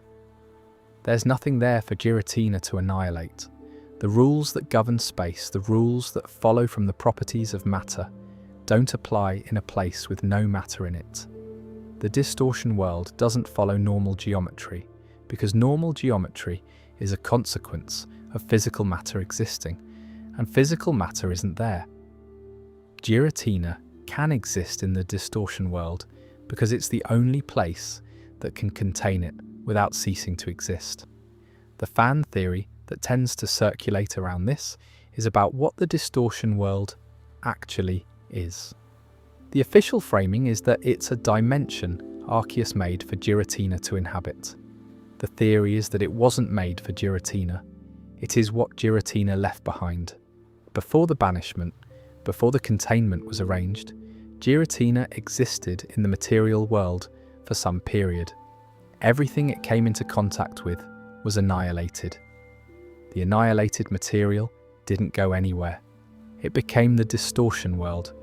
The places where matter used to be are the places where the Distortion World exists. Giratina is living in its own wreckage. This is, obviously, impossible to confirm from the games. The lore doesn't go that far, but it's the kind of extension that the world building supports without contradicting, which is usually how the better theories work. The antagonist of Diamond and Pearl, Cyrus, is worth understanding in the context of the antimatter mythology, because his plan only makes sense if you understand what Giratina represents. Cyrus's goal is to destroy the existing universe and rebuild it from scratch, without what he calls spirit, by which he means human emotion, which he sees as the source of all conflict and suffering. He lost faith in the material world and decided the solution was to unmake it. To get to Dialga and Palkia, the Pokémon governing time and space, and use them to collapse the existing universe in favour of a new one. In Platinum, he goes further. He reaches toward Giratina, because Giratina represents the thing that erases matter, not reshapes it, not transforms it, not creates from it. Erases. If your plan is to unmake the universe, antimatter is the right tool. The game stops him. Giratina is contained again. The universe continues. But the reason Cyrus reached for Giratina specifically, rather than just using the time-space legendaries for his destruction, reveals something about what Giratina actually is in the mythology. It's the principle of unmaking. It exists because unmaking is a structural feature of the universe, the same way time and space are structural features. Arceus built unmaking into the architecture of existence, and then sequestered it in a place where it couldn't do what it's designed to do. Giratina's two forms reflect this containment directly. In the distortion world, it appears in its origin form, long, sinuous, with flowing tendrils, expanded into something that looks like what it actually is. When it enters the material world, it shifts to its altered form, more compact, more contained, the tendrils folded into spike structures against its body. The material world forces Giratina to compress itself into a form the world can hold without being destroyed by it. It becomes smaller to exist somewhere it wasn't meant to exist. Every time Giratina appears in the material world, in a game, in a story, in a flashback, it's doing that compression. It's making itself smaller than it is so that the world around it can survive the encounter. There's something about that as a concept that I find genuinely interesting. The principle of unmaking, constrained and compressed, folded into a form that can coexist with the things it was made to destroy. Managing its own nature to avoid the consequences of being what it is. That's either a very sophisticated idea for a game about catching monsters, or it's a coincidence of world building that turned out to be elegant. Possibly both. The world of Pokémon has been quietly managing things like this throughout its existence. Compressed truths, folded into the game systems without announcement. The next section is about the biggest one, the one that's been present from the first game, and has only gotten clearer over time. There's a reading of the Distortion World's geography as a design metaphor that's worth sitting with briefly. The Distortion World doesn't follow spatial rules because spatial rules are consequences of matter, and matter isn't there. What makes the space usable, what makes it traversable for a human player who is also made of matter, is a question the game doesn't address. You walk into the Distortion World and it behaves like a space you can move through, just one where the movement doesn't obey the usual geometry. This is a concession to gameplay. The Distortion World, as a pure physics concept, would be inaccessible to a material being, but the experience of navigating it, the sense of up and down being negotiable, of platforms appearing where they shouldn't, of the visual space not quite resolving into anything you can map, creates something emotionally specific. The Distortion World feels like a place that has its own internal logic that you can't fully access. You can move through it. You can't fully comprehend it. You're a visitor in something that operates by rules your frame of reference doesn't include. This is, arguably, a reasonable way to represent a place that exists outside of material reality, and it's also, obliquely, a reasonable description of what it might feel like to sit with the mysteries in these games. You can navigate through them. You can't fully resolve them. Their logic is internally consistent but operates by rules that aren't entirely available to you. You visit them, and then you leave, and the space is still there, waiting. Subscribe if you're still here. The Giratina mythology connects interestingly to what happens to the Pokémon when it's not in the distortion world and not being contained by whatever force keeps it there. Giratina can be encountered in the material world during specific game events, and it can be caught and kept in a Pokéball and used in battles like any other legendary. The game at no point acknowledges the physics of this. A creature made of antimatter, carried in a small plastic sphere used to fight gym leaders, stored on a PC box server.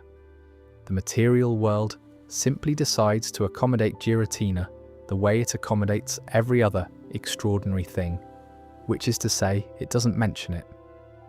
This is worth noting because it's the most extreme example of something the Pokémon games do consistently. They establish the properties of things, and then don't follow the implications of those properties through to their logical ends. Giratina is defined as incompatible with matter. Giratina is also catchable and storable and tradable between players on the global trade system. These two facts exist in the same game with no apparent tension. You could read this as sloppy world building.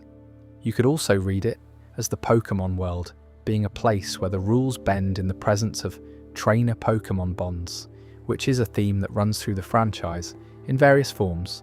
Or you could read it as the games trusting that players who care about the physics will think about the physics, and players who just want to catch Giratina can do that, and both groups can play the same game. That's actually a sophisticated design philosophy, whether it was arrived at intentionally or not. The world has layers. You can stay at the surface and have a complete experience, or you can go down into the mythology of antimatter and 3,000-year griefs and missing generations and ghost children in forest stumps and find a different, complete experience underneath. The two don't contradict each other. They coexist the way Giratina coexists in its altered form, compressed, contained, managing the implications of what it is so that the world around it can function normally. Satoshi Tajiri grew up collecting insects in the fields and forests outside Tokyo. This is the biographical fact that explains, more than any other single thing, what Pokémon actually is at its foundation.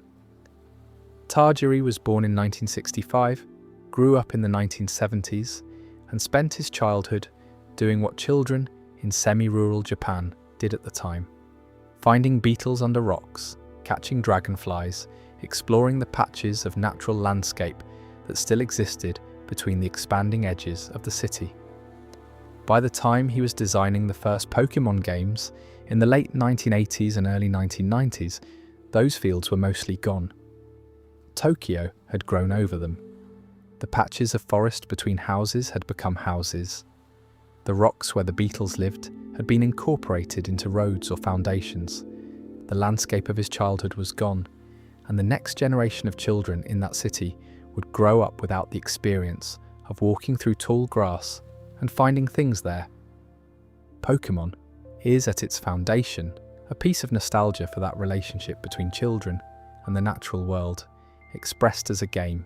The idea that every patch of grass contains a creature, that every water source has something living in it, that the natural world is full and alive and accessible to children who want to explore it, is the core emotional premise. Tajiri has said this directly in interviews. The catching, the collecting, the curiosity about what lives where, all of it comes from what he lost when the fields were built over. That origin doesn't just explain what Pokémon is, it explains why the environmental thread running through the franchise is so consistent and so serious when you track it across generations. Generation 1 gives you the Pokémon Mansion experiment, which is an unambiguous story about science overreaching in its treatment of living creatures. It gives you Team Rocket, whose business model is the exploitation of Pokémon as commodities. It gives you the Safari Zone, which is an artificial nature reserve, where wealthy people pay to attempt to catch rare and endangered Pokémon, which raises its own set of questions the game doesn't stop to ask. Generation 2 has Team Rocket using radio broadcasts to force Pokémon to evolve against their will, which is a different kind of exploitation but the same principle, treating Pokémon as resources to be managed for human benefit, rather than as living creatures with their own interests. Generation 3's central conflict is Team Magma versus Team Aqua, two organisations with opposing environmental ideologies. Magma wants to expand the landmass to give humans more space to develop. Aqua wants to expand the oceans to restore them to a primal state. Both are catastrophically wrong. Both are willing to cause irreversible harm to the world to achieve their goals. The game positions both as villains, which is a reasonably sophisticated environmental argument. Ideological extremism about the natural world causes damage even when the stated goal involves protecting it. Generation 5 gives you N, whose argument is that Pokémon and humans shouldn't form the kind of relationships the games are built on, because those relationships are inherently exploitative. The game takes N's argument seriously enough to engage with it across two games, rather than simply dismissing it as villain posturing. You're never entirely sure, even by the end, that N is wrong about everything. These are not incidental themes that appeared in the games by accident. They are consistent, recurring, across every generation, because the franchise was built by someone who understood the specific kind of grief that comes from watching a landscape change until the things that lived in it are gone. And then Generation 8 gave us Galarian Corsola. Corsola was introduced in Gold and Silver, a small cheerful pink Pokémon made of coral, round, friendly looking, lives in warm, shallow water, no evolution. Just there, being a coral Pokémon, entirely pleasant. Its Pokédex entries over the years described it as providing shelter for small Pokémon in its branches, and as a Pokémon that people sometimes kept coral shards from as good luck charms. Galarian Corsola is stark white, bleached, ghost type. Its body is a skeletal form of what Corsola was. Its eyes are half closed and sad. The branching structures on its back are translucent and incorporeal. You can see through them. You can put your hand through them, presumably, though the game doesn't have a mechanic for this. The Pokédex entry in Pokémon Shield states in its entirety, "Sudden climate change wiped out this ancient kind of Corsola." That is the complete scientific entry for Galarian Corsola. No diet information, no habitat detail, no notes on behaviour. Just sudden climate change wiped them out. These are the ones that are left, existing as ghosts in the places where they used to live. Coral bleaching is a real phenomenon in which rising ocean temperatures cause coral to expel the algae that gives it its colour, leaving it white. Bleached coral can't feed itself properly. If temperatures don't drop, it dies. The coral reef becomes a skeleton. The Great Barrier Reef has experienced significant bleaching events beginning in the 1980s, with major mass bleaching events occurring multiple times since 2016. The pattern has not reversed. Galarian Corsola is bleached coral, not styled to look like coral, not abstractly coral adjacent. Bleached coral specifically, the thing that happens when ocean temperatures rise too quickly for the ecosystem to adapt. The white colour, the sad eyes, the ghostly translucent branches, the ghost typing, all of it is coral bleaching in a Pokémon. Its evolution, Corsola, is what comes next. The body of Galarian Corsola breaks open completely. What was a coral skeleton becomes a haunting, branching ghost. Corsola's physical form is the husk of what Galarian Corsola was, with the ghost of the species flowing out of it. The evolution is the bleached coral dying so completely that even the skeleton isn't enough to contain what's left. There's only one evolutionary path for Galarian Corsola. No branching options, no alternate conditions. Just the one direction, from the ghost of a species to the remnant of the ghost. The Wingull entries in later games describe the bird Pokémon flying in erratic circles, disoriented, because their magnetic navigation has been disrupted by changes in the environment. This describes a real phenomenon affecting migratory seabirds, whose orientation systems are sensitive to changes in electromagnetic fields and environmental conditions. The fossil Pokémon that appear throughout the games, species that went extinct long ago and can be revived in laboratories, are presented as wonders.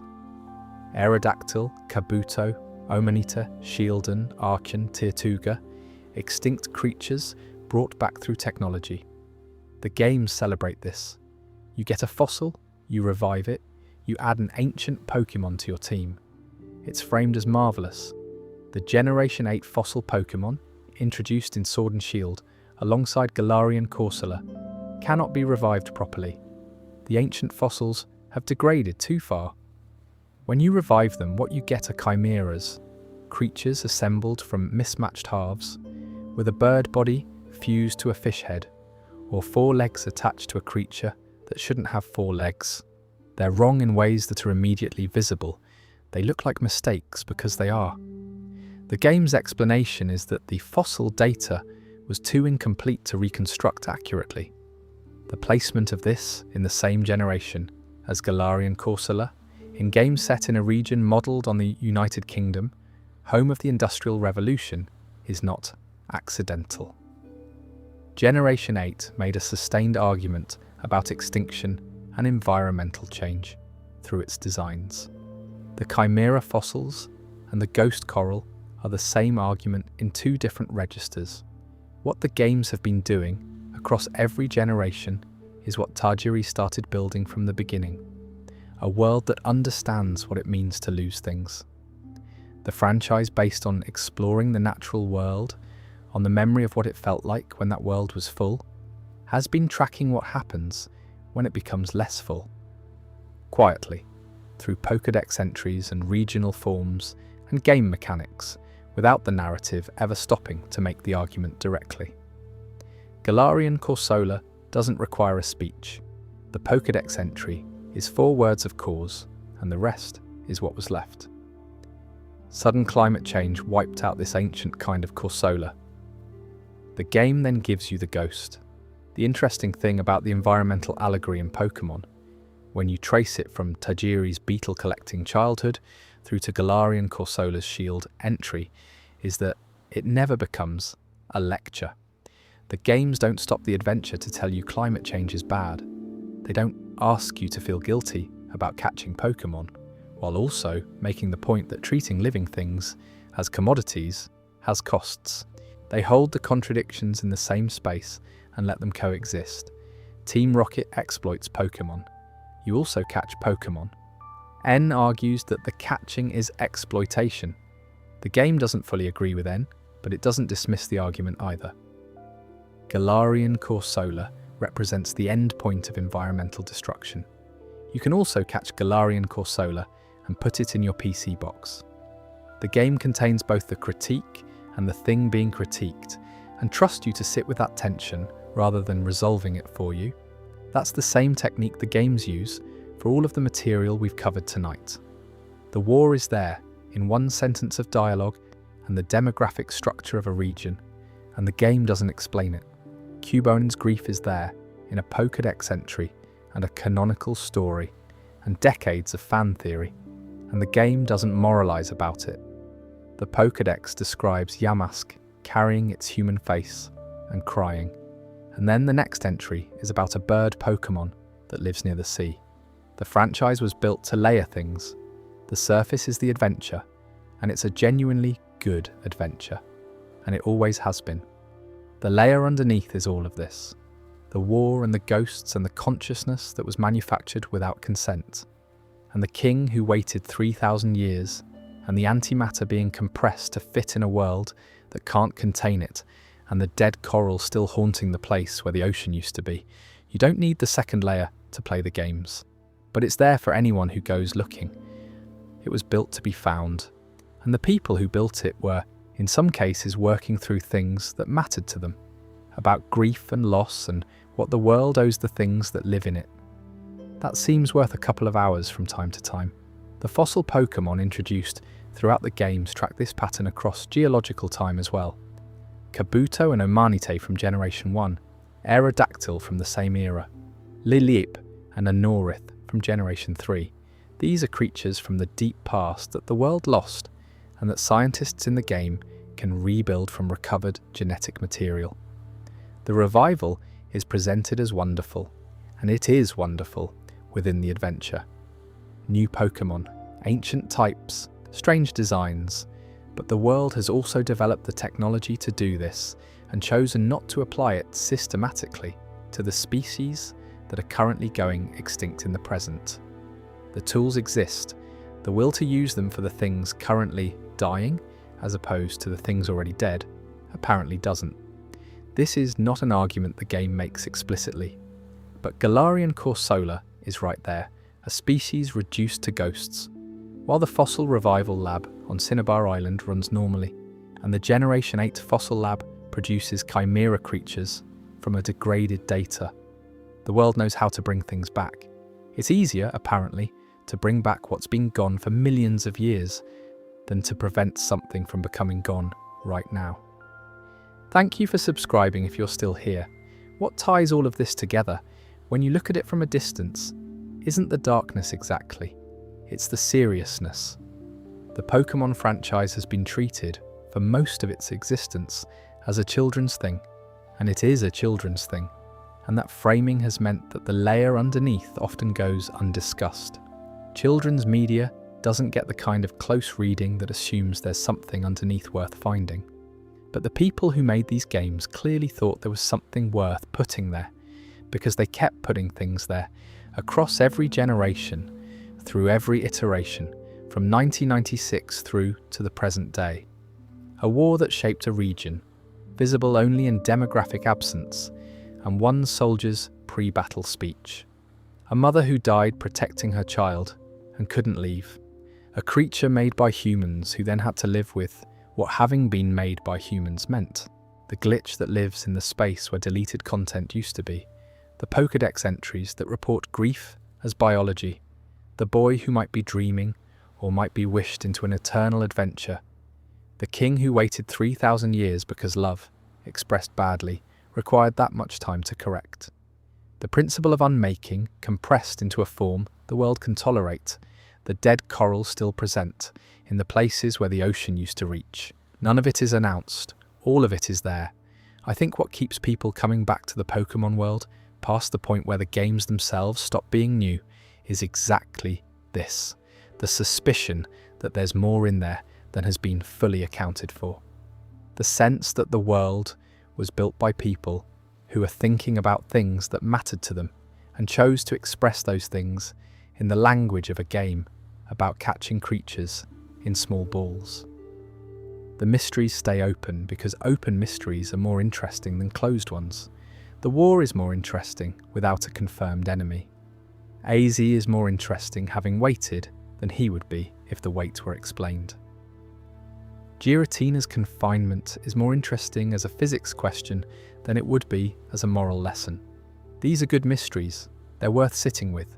The franchise has earned them, generation by generation, and so have the players who found them and kept asking, the next game will have new ones.